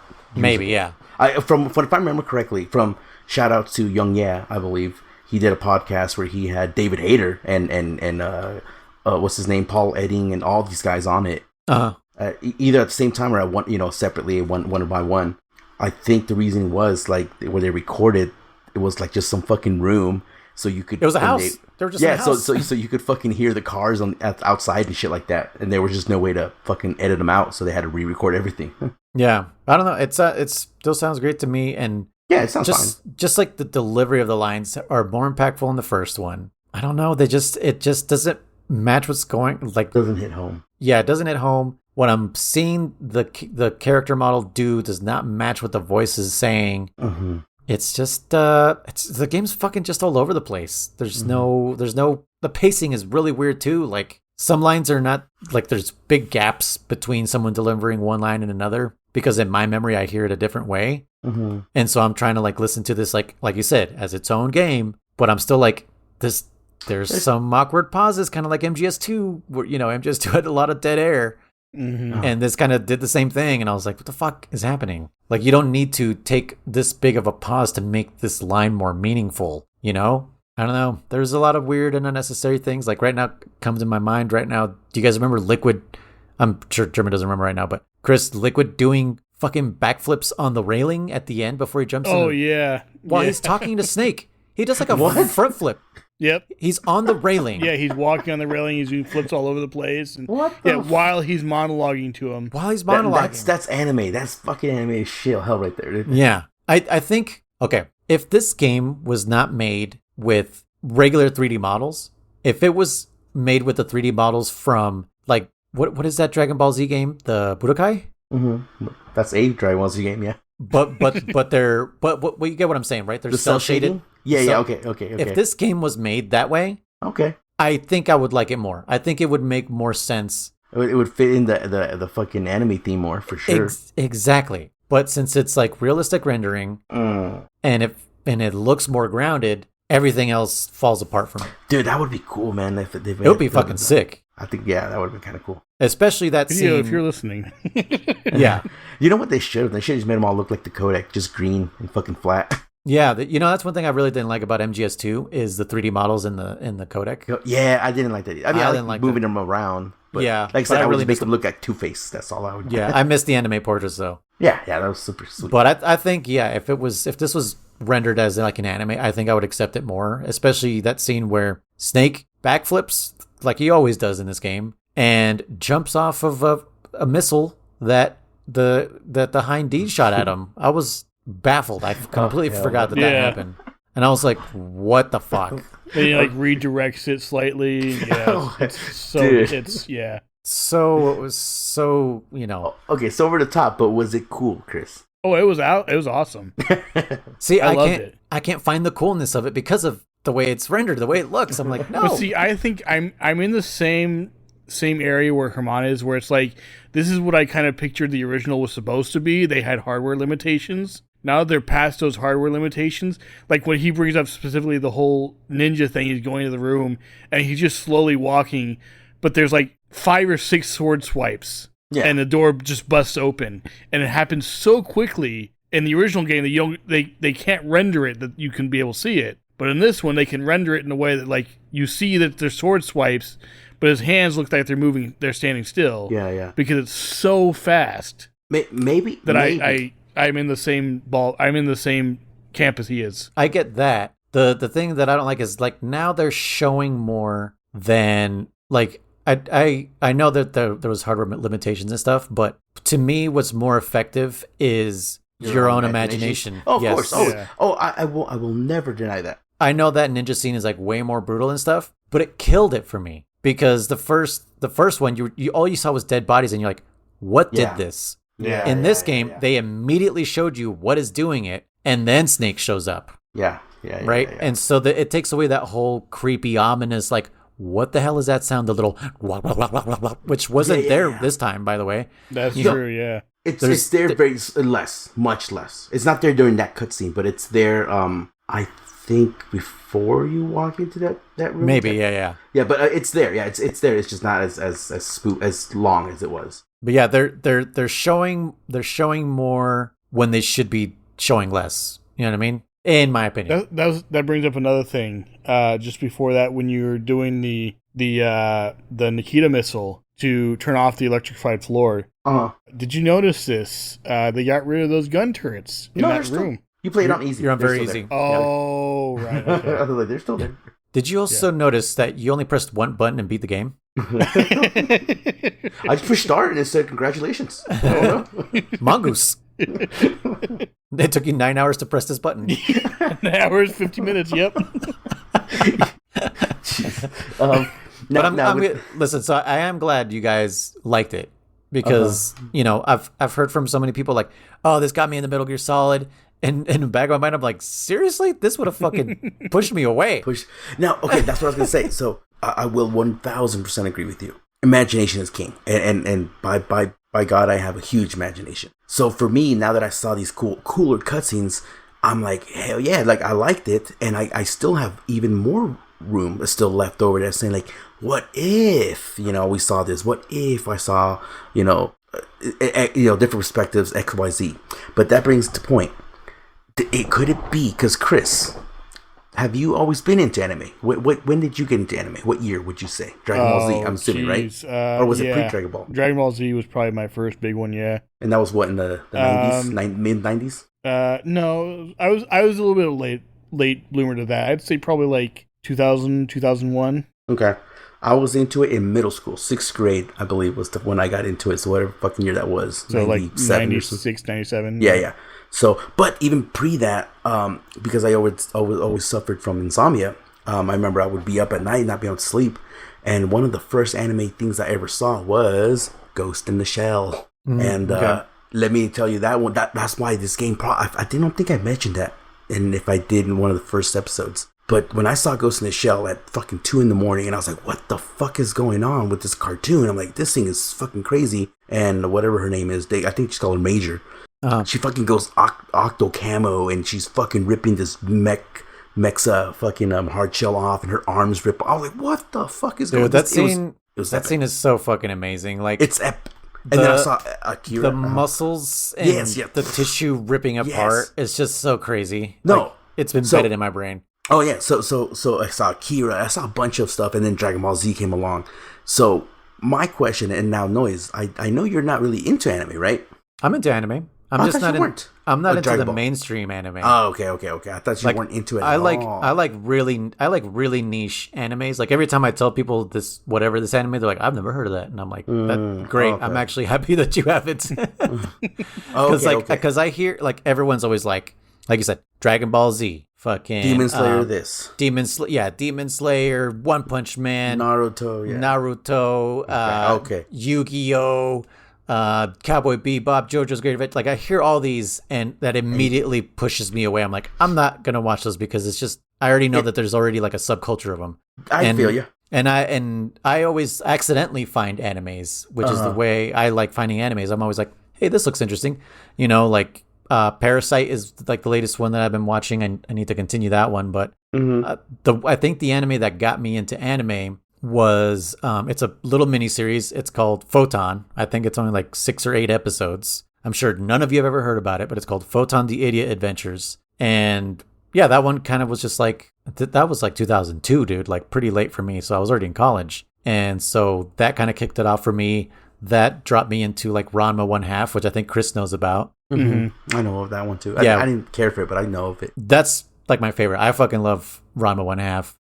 And then like, you know, later on I got pushed over to like Claymore. Like a lot of people don't know what Claymore is. I know Claymore. Elfen Lied. That's a good one. I wish there was for a long time. I wish there was more of that. But yeah, anything that's like mainstream. I like really small. Yeah, I like small animes. Like I don't need something that goes on forever, you know what I mean? That too. Which Ranma, by the way, went on way too long. I agree with you. I'm kind of very similar with a lot of stuff too, a lot of media, a lot of games, just a lot of stuff too. When people are like, "This thing is the coolest thing ever," I'm like, I'll wait then. Then Elden Ring sucks, dude. Don't play it. No.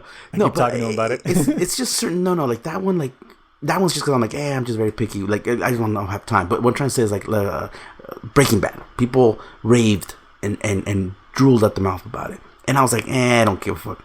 As opposed to drooling at the eyes. Well, it depends on what kind of meth you're smoking. I mean, they could have, drooled at us somehow. Yeah. But anyways, I was like, I didn't care about it just because I knew it was probably good, but I just didn't want to wait for like the next season and so whatever. So I got into it like once everyone was done with it. I watched. Like, ooh, I love the show, you know.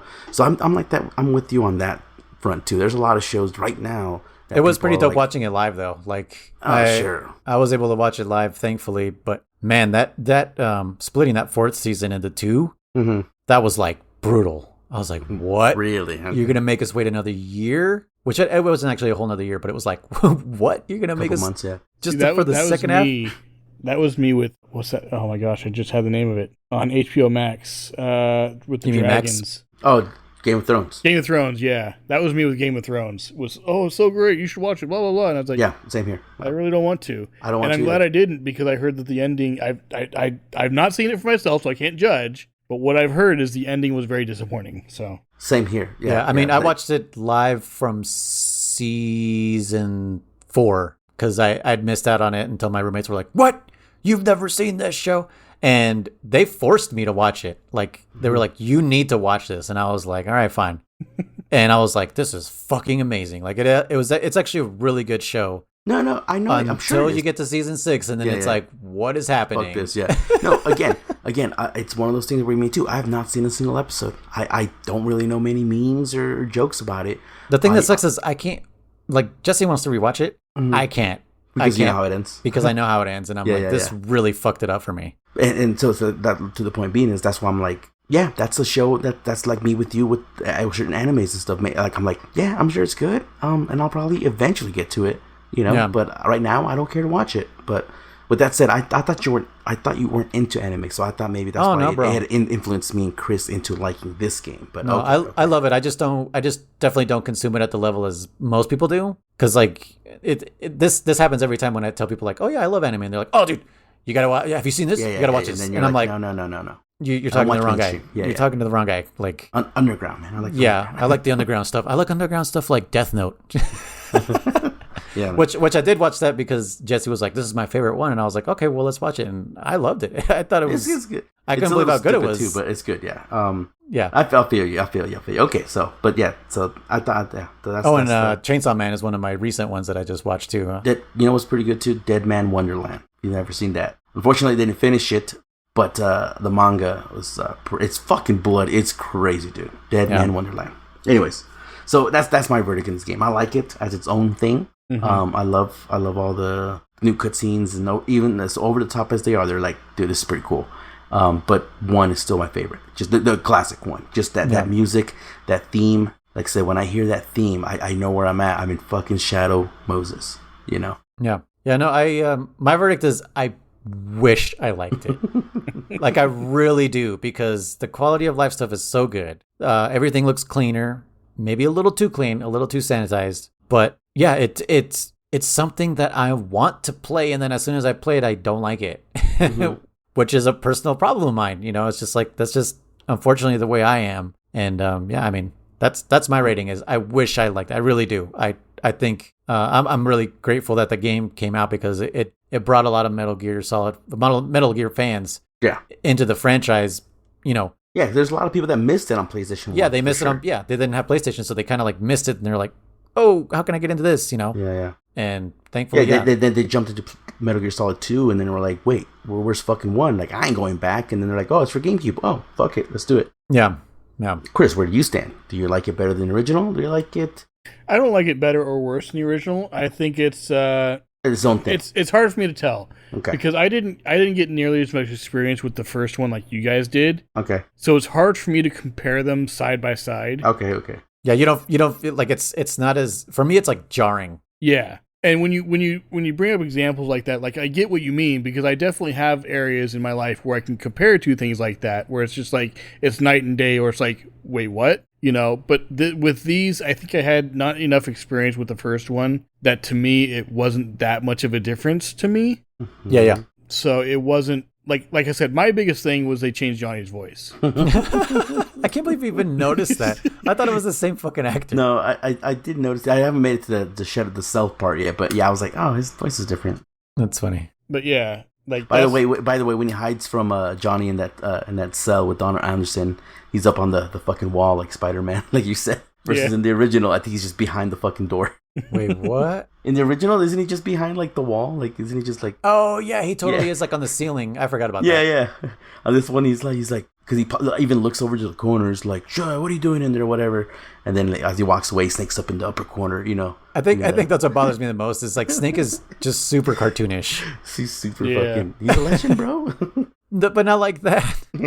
But yeah, continue, Chris. But yeah, no, so I don't know if it was necessarily better or worse, just different. Yeah, I guess in my opinion. So okay, so can I share a theory with you guys that kind of explains why this game is the way it is? Sure. This is the VR that Raiden did before he went to the big shell. This is why it feels so weird, and why Snake is so why everything's so over the top, why Snake is very jumpy and so anime and flamboyant, as Chris put it, because that's Raiden. That's not Snake. Interesting, yeah. Okay, I can see that. I could buy into it. Right. Also, did you hear this theory? In that way, I'll accept this game if that's how I'll accept its existence. I guess if you're listening, there's a whole community meme going on for. I mean, I'm not sure if it's still active, but when it comes to Metal Gear, is that prior to Donald Anderson's death, quote unquote, anyone and anybody could be Decoy Octopus, like in any Metal Gear game, in any fucking situation, because it could be Decoy Octopus, you know. There was just, I went down the rabbit hole about like people were like, oh, this and this happened, like, oh, but if it was Decoy Octopus, then he maybe is like, dude, shut the fuck up. It's like it was just kind of funny. So if this is the VR, then Decoy Octopus could be anybody at any time. Yeah, don't forget that, you know. Even Solid Snake. He could. Well, oh yeah. I was gonna say that I mentioned that in Metal Gear Solid 2 they say that they took Raiden's blood out, and I think I said this is the first time they ever mentioned about blood being taken out or swapped or whatever. No, Decoy Octopus does it as well. I forgot to mention this on the last one too. I know we're kind of running long now. This was supposed to be a short one, right? Yeah. Freaking what's his name? In Metal Gear Solid 2, I accidentally skipped the goddamn codec call. They tell you specifically why you can't pick up the soldiers' weapons, and I don't remember what it was. Like finger ID prints, right? isn't it? Something. I don't know. I don't know if they say nanomachines, but I just know they said you can't use their weapons. But in this game, they give you no explanation why you can't pick up their fucking FAMASs. Right, yeah. They just tell you. They don't tell you shit. But anyways, maybe. Well, maybe did they mention it was fingerprints, or because they know they said it was like biologically or something? Did they say that? Again? I don't remember what they said, but they said something. I don't remember if they said fingerprints specifically, because it could be like a blood sample or something like that too. That needs okay. I'll go back and it's early on in the writing. Nanomachines. It's yeah. You'll I'll go back and play because it's pretty early on in Raiden's section, but they specifically said why you can't use his weapons, and here they don't tell you shit. So, and I always hate that. It's like even Colonel says it's a procure on site or whatever, and it's like, cool. How about I take that gun from the guy that I just knocked out or killed or whatever? Nope. Yeah. Go find the Sokum somewhere else. Nope. Go find the FAMAS somewhere else. Okay.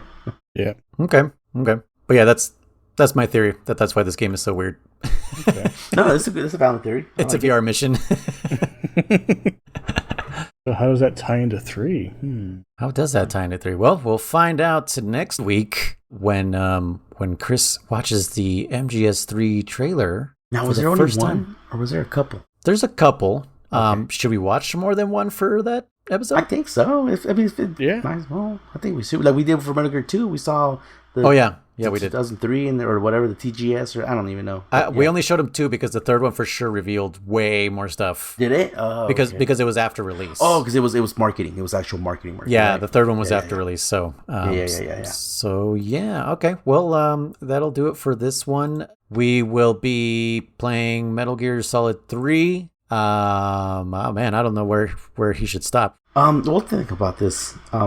But yeah. How many bosses are there? We have to break it down now because otherwise people are going to be waiting too long. Oh, wait, no, I'm dumb. We know exactly where Kriss should stop. You know. Okay. I mean, I know where I would stop, yeah. Right? It's kind of like MGS2? Yeah. Okay. So, for those in the know, you will stop... Oh, when the intro song video plays. Okay. Like it shows title screen and stuff? Yeah. So the title screen, it plays in the main menu, but when you play the game...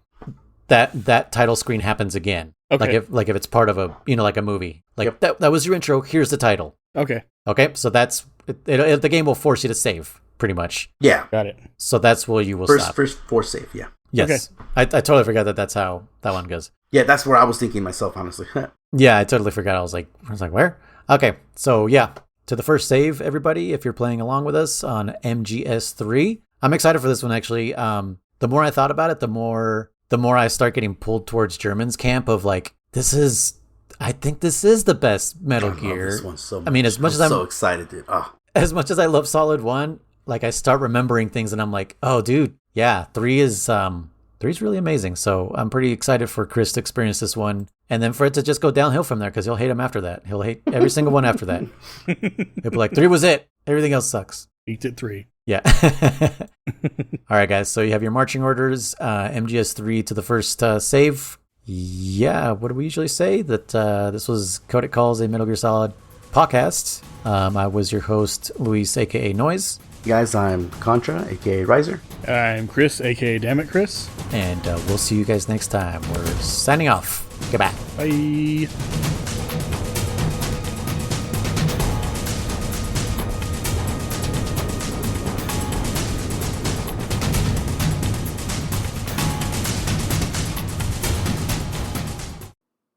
Yes, sir. The entire episode is out now. Those 3 are still playing. More content? Yes, sir. Pixel-benders.com is the best place to find it. Yes, you can click the link in the description below. Yes, you can send your questions to info@pixel-benders.com. No, sir. It doesn't cost a thing to give the show a 5-star rating.